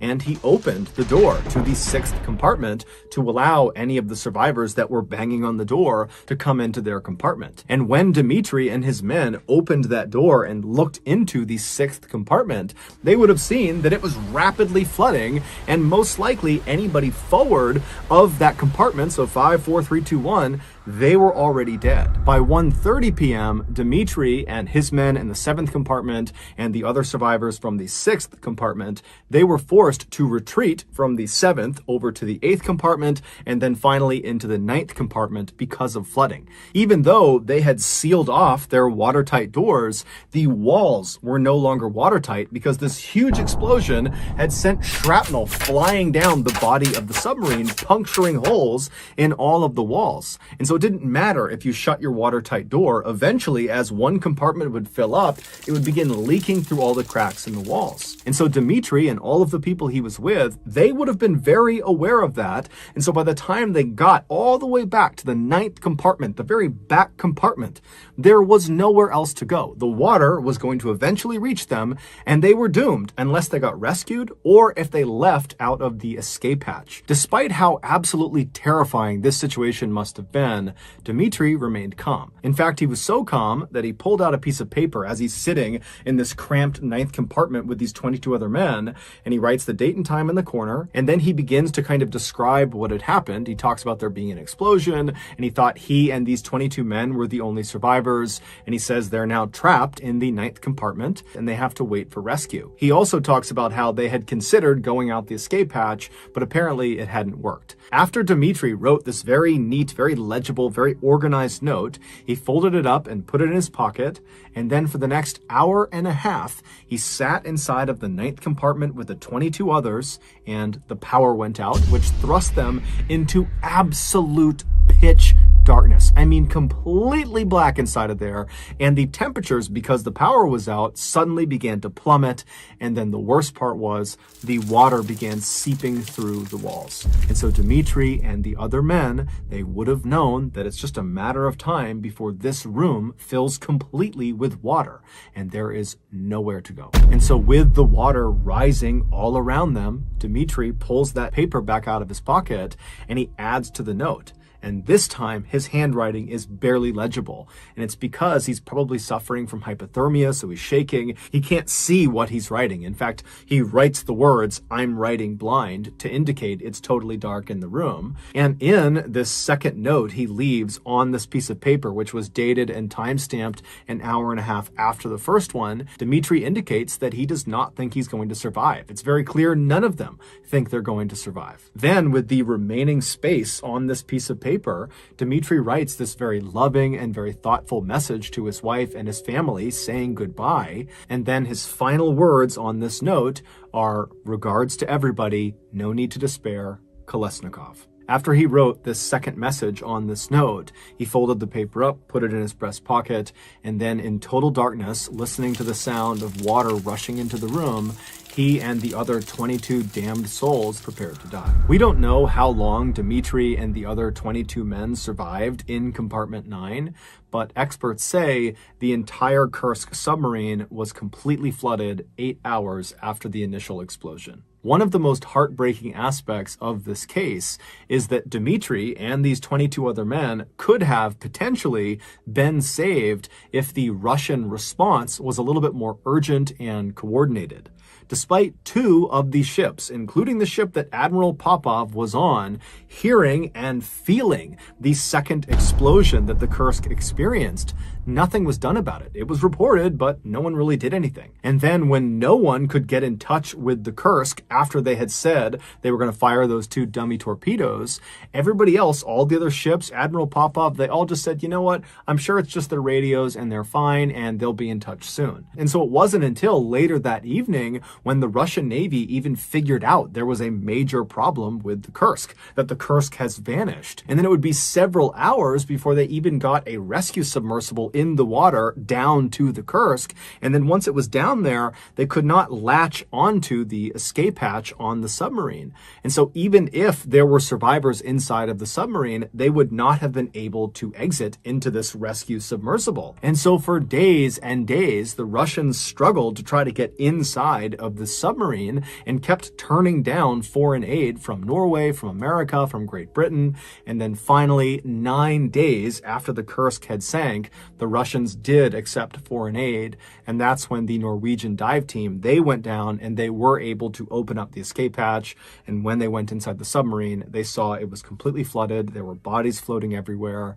And that's when ultimately Dmitri's body was found, and they found that note tucked in his breast pocket. Russia would go on to award the entire crew of the Kursk with the Order of Courage, which is a very significant military award. And the families of the crew of the Kursk were given 10 years salary each. They were also given free housing in any Russian city, and their children would all have their college education paid for. So that's going to do it, guys. In 2006, Dave Murphy had just become a police officer in Salt Lake City, Utah. His first role was as a protective service officer, which meant he'd be in charge of physical security at a number of the county facilities. Dave's first facility was the Capital City Theater, which is a landmark inside of Salt Lake City. It's been around since the early 1900s. It's this beautiful, grand theater. So in early August, Dave reports to the Capital City Theater for his first day on the job, and he meets his partner, an officer by the name of Morgan Matthews. He gets there on this first day, and right away, Dave would say that Morgan was just strictly business. The first place that Morgan takes Dave is the control room, which sits on the first floor of the theater. The theater had 3 floors, and then it also had a basement as well. So the control room was on that first floor. Inside of the control room were all of the security monitors, because there was all these cameras set up inside of the theater. The cameras weren't great though. You pretty much could only tell what was in frame if there was a light on, and most of the time at night especially, lights were off. Once they were done looking at the control room, Morgan says to Dave, now we're gonna go do our rounds. This is something we do every time you get to the theater. You do a security round and make sure everything's locked, all the lights are off. Before you come back to the control room, you'll do that at the beginning of your shift and at the end of your shift. Morgan brings Dave downstairs, and it's the first time Dave is seeing the basement, and he's shocked by how big it is. It is this massive hallway that stretches way down. In the middle of the hall is a piano that's just sitting out in the middle, and the lighting's not good down there. This is a very old theater. Everything in the building was pretty old. And Dave remembers thinking that he was immediately creeped out by this scene, this long hallway with all these doors and this piano right in the middle of the hallway. And he's thinking to himself, I don't want to spend much time down here. This is so creepy. But they go down the hall, they check all the doors, they make their way up to the main floor, the second floor, the third floor, everything gets checked. And so after they do this security round, Dave and Morgan go back to the control room, and Dave is anticipating getting to know Morgan a little bit. This is their first night. They're going to be working together a lot. And Dave would say that Morgan just seemed really cold and just did not want to talk to Dave very much. And as soon as their shift was almost over, Morgan was very eager to just knock out the security rounds and just get out of that building. At the end of that night, Dave remembers thinking that there's just something off about Morgan's behavior. It seemed like Morgan really didn't like being in the theater. And it would turn out that he was onto something, because Morgan didn't like being in that building. But it would take him a while to share with Dave why. Over the next couple of days, Morgan and Dave would do their security rounds together, because Dave's in training, Morgan's teaching him. But on August 9th, which is 2 days after Dave's first day on the job, Morgan was confident that Dave knew how to secure the whole building. And so at the end of the night, he tells Dave, why don't you do the security rounds yourself? Dave feels very confident that he knows how to do it. He goes down into the basement, makes sure all the doors are shut and locked, that the lights are off, finishes the basement, goes up to the first floor where the control room is and checks all the rooms on that floor. He goes into the main auditorium space. He's checking all the different nooks and crannies to make sure there's nobody hiding in there. He goes up to the second floor. He checks all the different rooms up there and the balcony, makes his way up to the third floor where there's all the offices of staff that work at the theater. At the end of the search, the last room he would check was the rehearsal room. And it was the only room where there was no door to it. So you'd poke your head in, kind of look around, make sure no one was in there, and then you would leave, and that's the end of your check. So Dave gets to the rehearsal room, he flips the light on, and he looks inside, doesn't see anybody, is satisfied that no one's in there, turns the light off, and as he's about to turn back into the hallway, he hears a door slam with tremendous force right across the hallway from where he was, and it was the bathroom door. And his first reaction is someone just ran out of the bathroom. Someone who had snuck into the building must have run out of the bathroom, and they're making a break for it to get out of the theater before I catch them. And so he instinctively picks up his radio and he calls to Morgan and says someone's on the third floor. But when Morgan looks at the camera, he doesn't see anybody. At this point, Dave's drawn his weapon, and he's looking down the hall, he doesn't see anybody. And as he's waiting for Morgan to come upstairs to back him up so they can go look for this person that's just ran down the hall, he realizes 2 things. One, just because he heard the door slam doesn't mean they left and slammed it. They could be in the bathroom. And so he's thinking to himself, someone could be in the bathroom right now. Maybe that's why we didn't see him on the camera. And then the second thing he thought of is that door, the bathroom door, can't slam. It's got this huge hydraulic hinge to it. It can't slam. So his gun is drawn and he's aiming it at the bathroom door right as Morgan comes up on his right. Morgan draws his pistol, he's got it on the door as well, and they make entry into the bathroom. They clear all the different spaces in the bathroom and no one's in there, and there's no way to get out of there. Morgan and Dave are like, okay, well, they must not have come in here. They must have run out of the bathroom. They're somewhere in the theater. And so they decide they're going to search the entire building and find this person that clearly was just in the bathroom, and that's how they slammed the door. We're not going to worry about how they slammed the door with the hydraulic hinge. We just know it was slammed somehow. So they leave the bathroom, guns still drawn, and they start making their way down the hall. They're checking all the doors, everything is locked. When they start making their way downstairs to the second floor, Dave recognizes through the door, because there's a door leading onto the second floor, he can see that the lights are on, and he had turned them off. And so as they're walking down the stairs, he says to Morgan, hey, did you turn the lights on the second floor? And Morgan's like, no. And so they think that whoever was here, whoever was in the bathroom is on the second floor. They must have turned the lights on. They go into the second floor, and not only are the lights on, but all the doors on the second floor had been opened. They search the entire second floor. They search every single room. No one's on the second floor. They turn off the lights, they shut all the doors, everything's locked. When they went down to the first floor, everything was the way it should have been, locked, lights off, nothing down there. And they go down to the basement, and even though it was creepy being down there because they've now searched the whole building and they're anticipating coming in contact with whoever is here, assuming they haven't left the building yet, and there's no one down there. They decided to review the footage from the third floor to see if they could pick up someone running in the hall around the time that that door slammed, but the camera was not trained on the bathroom door.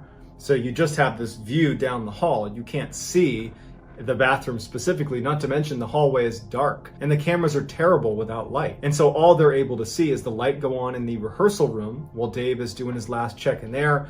The lights turn off because Dave's about to turn around. And then after that, you just hear this massive slam of this door, but you can't see what happened. So they don't know what to make of it. They're both very much on edge that someone might still be in the building. And so they do another sweep of the building and no one's there. And so they decide to just chalk it up and say, we were hearing things and seeing things. I'm sure it's fine. Let's just get out of here. And they leave. A couple of days later, on August 11th, Morgan is working alone. Dave wasn't coming in that day, so Morgan's alone in the theater doing a shift. And at some point in the night, as he's sitting in the control room, he thinks he hears whispering in the hall right behind him. And so after the experience he had with Dave a couple nights ago, he's on edge. So he draws his pistol right away. And so he goes out into the hallway, and immediately when he steps into the hall, the whispering seems to go farther and farther away from him down the hall. So he gets out there, he's looking around, he can't see anything. He makes his way down the hallway towards the stairs that go down into the basement, or if he wanted to go up to the second floor. And when he gets to the top of the stairwell, he's gun drawn, looking down, looking up. He hears what sounds like coughing coming from the basement. And at this point, Morgan said that he was actually pretty scared. I mean, imagine being alone in this theater. Just a couple of days earlier, you've had this weird experience with slamming doors and doors being opened and lights going on that somebody else, another police officer, witnessed with you. You're alone in this theater and you're hearing coughing coming from the basement after hearing voices behind you. That's pretty terrifying. So he very slowly starts going down the stairwell. He's getting ready to clear the corner, and just as he does, the coughing stops.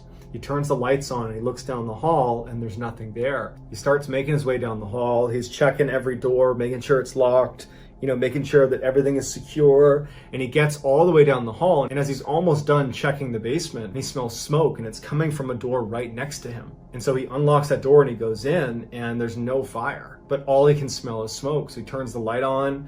He's looking around. There's no fire. He's convinced that somewhere down in the basement there's a fire. He goes to every single room and he keeps checking and there's nothing. And then at some point the smoke smell dissipates. He checks every space in the theater to look for a fire, and there's no fire. He's wondering if he should call the fire department, but he's thinking, what would I tell them? There's no fire. And so he ultimately, after checking 3-4 times and being very confident there wasn't a fire, he just says, okay, no fire. I guess I was just smelling things. A few weeks later, on September 4th, Dave has just arrived at the theater. He's there a little bit early. Their shift started at 5 p.m. He was there at about 4:30. And when he walked into the building, he sees that there are 3 staff members sitting at the front desk talking to each other. And as he walks past, one of them is talking about ghosts inside of the theater. And it immediately piques his interest. And so he walked over to the guy talking about ghosts and he introduced himself.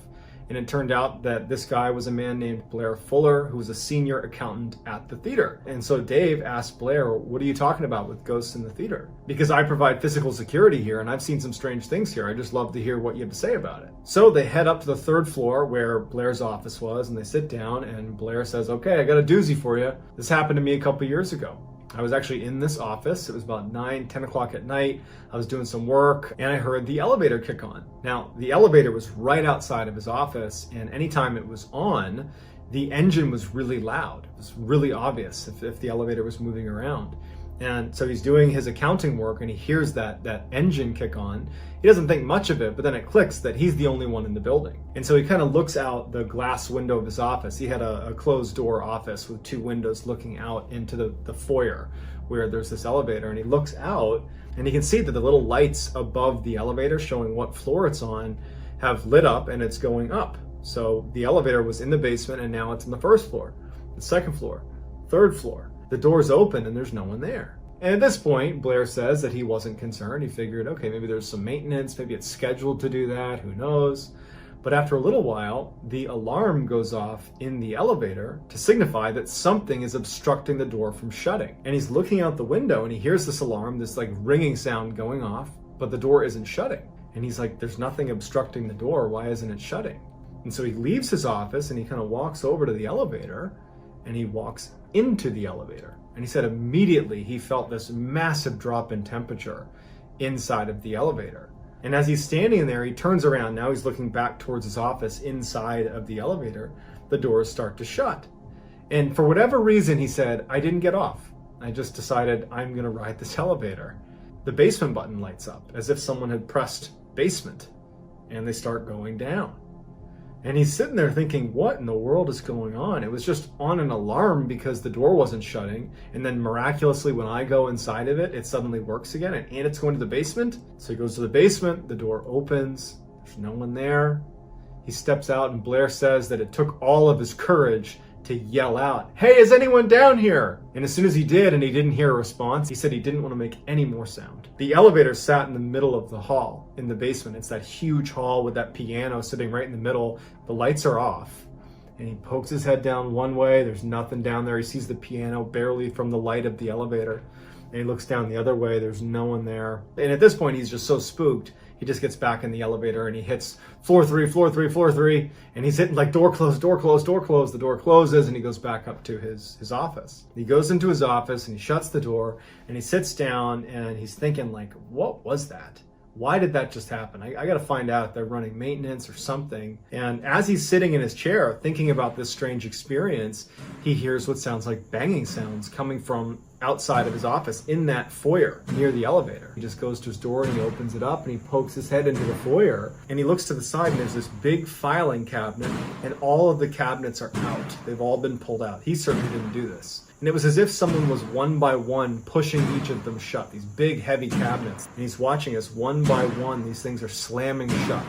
One by one until the whole thing is shut. And so he goes over and he's like trying to disprove what he just saw, that he can open up a drawer and that it will shut on its own.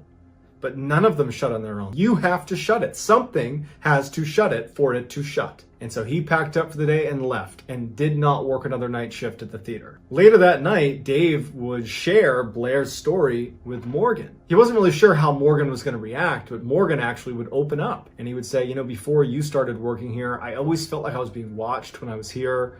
And then we had that experience, obviously, where the lights are coming on and you heard that banging from that bathroom door. And then just a few days ago, I heard voices coming from the hall and I heard someone coughing in the basement and I smelled smoke and there was no one there. And so they start going back and forth, exchanging stories of just how uncomfortable this place made them feel. And so they're wondering what they should do about this. And Dave has this idea. He's like, my best friend, I'll invite him to come over here one night and we'll tell him that we're giving him a tour of the building and we'll just see what he says. We'll see if he reacts to anything here. Who knows? Maybe something strange will happen and then we'll have another person validate it. Morgan thinks that's a good idea, and so Dave reaches out to his best friend, Greg. Greg would say that he was a little bit surprised to be getting this offer to come take a tour of the theater, But he was interested, and since Dave was asking, he figured he would oblige him. And so Greg agrees to come to the theater and take a tour. So the next day, Dave and Morgan are at the theater and Greg shows up. And so they start this tour, they go in the main auditorium, they're looking around, and then they make their way into the basement. Morgan turns on the light, and Morgan and Dave instantly see a little ways down the hall on the left, one of the doors has been opened. And so Dave and Morgan push Greg out of the way. They draw their pistols and they're aimed at the open door. And so Greg just stays behind them as Morgan and Dave make their way down to this open door. And when they get right outside the door and they're about to push it open to go inside, the door slams shut right in front of Greg and Dave and Morgan. And they all are looking at each other like, what's going on? But before they can do anything, the door handle starts rattling really aggressively. After the rattling stops, Dave and Morgan look at each other and they nod their head like, we gotta go in there. Greg is scared about being out in the hall alone, and so he just follows them in. And so the three of them go into this room. Dave and Morgan are, pistols drawn. It's a small room. There's no one in there. Light switch on, no one in there. Greg suddenly gasps and he points to the corner and he says, someone's sitting in the corner. And Dave and Morgan immediately train their guns on what's in the corner, but no one's there. And Greg's like, I just saw someone sitting in the corner. It looked like he had a hood on, he had like a sweatshirt on, I don't know, but he was right there. And so Dave and Morgan, they're freaked out because they brought Greg here on some level to disprove the strangeness. And now the three of them have seen a door slam that shouldn't have been open in the first place. Greg's claiming to have seen a figure sitting in the corner. This scared the crap out of all three of them. They quickly left, locked, shut off the lights, went upstairs. Greg's like, I'm out of here. Greg leaves. And Dave and Morgan are like, now what? So at this point, all the strangeness that was happening in the theater was getting reported, but it was being reported in a way that Dave and Morgan didn't seem like they were referencing something haunted, but rather someone was breaking in. Ultimately, the county installed new cameras inside of the theater. These updated cameras had infrared technology, which allowed them to see better when the lights were off. They were hoping that this would allow them to catch whoever was breaking in practically every time Dave and Morgan are on shift. So on the day that it was installed, September 15th, Morgan is working there alone. And he's sitting in the control room looking at the different cameras, and he's kind of playing around with the different screens and seeing what each of the cameras can do. And at some point, something catches his eye in one of the screens. In the main auditorium, it appeared like someone might be sitting in one of the seats, but the camera was zoomed back enough that he couldn't get a clear picture. And he didn't know what was normal in any of these cameras because this is the first time he's looking at any of these screens. And so he's looking at the camera really closely and he thinks he sees someone, he can't really tell, that has a hood on or a shroud on that's just sitting in the middle of the theater. And it starts turning its head like this. And he can see clear as day a set of eyes. And before Morgan has a chance to do it, it just starts raising into the ceiling and disappears. Morgan didn't even check to see what it was. He was done. He literally quit that day. That was his last day at the theater. A couple of weeks after Morgan has quit and Dave is working alone at the theater, he's in the control room, and all of a sudden he hears a piano playing. And there's only one piano in the entire theater, and it's sitting in the basement. It's his job to protect this place, so he knows he has to go down and check because it could be some hooligan in the building somewhere. So he leaves the control room, and as he starts walking over to the stairs with his gun drawn, the music is getting louder and louder. The piano is getting louder and louder and louder. He makes his way down the steps, and as he's about to turn the corner, he hears the guard that protects the keys on the piano slam shut, and the piano stops. Then he turns around the corner and he looks, and there's no one down there. He flips on the light. No one's in the hall. He knows he's not going to find anyone down here. It's this entity that's causing all this mayhem inside of the theater. Dave's seen enough. He's done. He's done with this theater, and he goes right back upstairs. He goes in the control room, locks it, stays there till the end of his shift, and then he is out. And the next day, he goes to his sergeant and he says, "You can't ever put me back inside that theater or I will quit." And so sure enough, he was transferred. Over the next 2 months, they didn't have anyone who could do full-time security at the theater. So different random officers would be there for a couple hours, a couple of days a week, until November 26th. They found another officer, a veteran police officer named Josh Thomas, who was going to be working at the theater full-time. On November 26th, the first night that Josh Thomas was going to be there, he didn't have anyone to turn over with, so he was just alone at the theater. And it just so happens that Dave is in a patrol car near the theater. And when at some point in the night, Josh comes over the radio and says, "Hey, I need backup right now. Someone has broken into the theater." Dave knows that it's probably not someone breaking in. He knows what's going on inside that theater. He was the closest to it, and even though he did not want to go, he felt like it was his responsibility to go to that theater and be Josh's backup.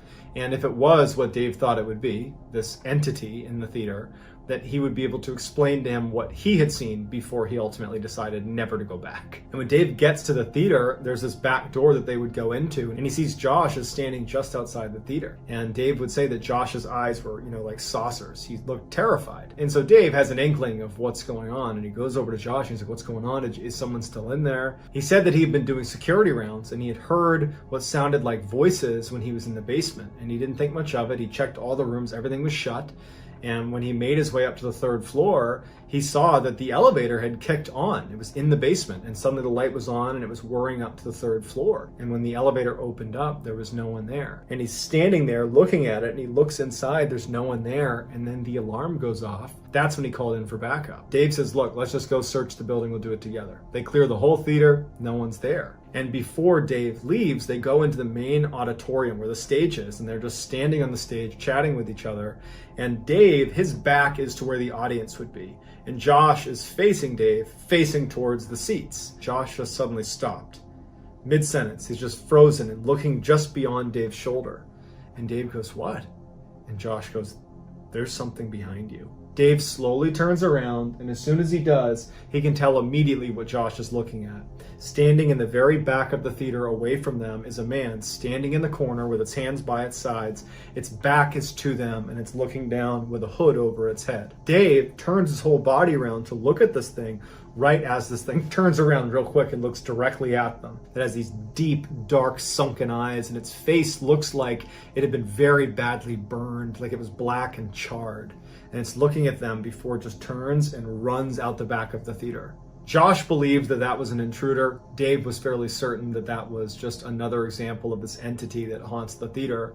But they would search the building and they could never find that cloaked figure again. And that was when Dave sat Josh down in the control room and he filled him in on why Morgan had quit and why he ultimately had quit. And he also told him the story from Blair. So Josh is like, great, I'm glad I work here now. This was the last time that Dave would go to the theater. But Dave would do some additional digging on the history of the theater. It would turn out that in the 40s there was this horrible fire, and a man had been trapped in the basement when the fire had erupted, and he had died inside of the theater. And so Dave would share this information with Morgan and with Josh, and the three of them all believed that what they were witnessing was the ghost of that man who died in that fire. So I'd love to get your reaction to this. Was this a ghost or was this something else? I will get back to all of the early commenters. So get your comments in there, give me your theories, and I'll get back to all of the early commenters. If you enjoyed this story and you haven't already done this, please place the like button's feet in cement and then throw them into the ocean. Also,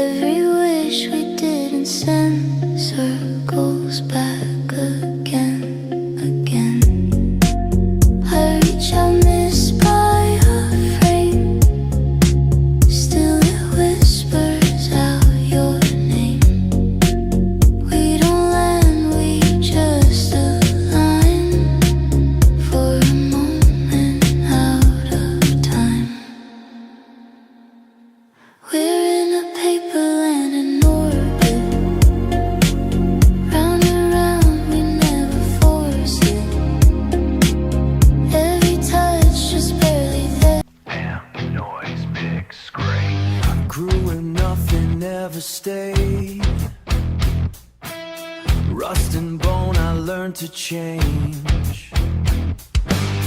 Every scar rewired the frame. nothing left to feel the same.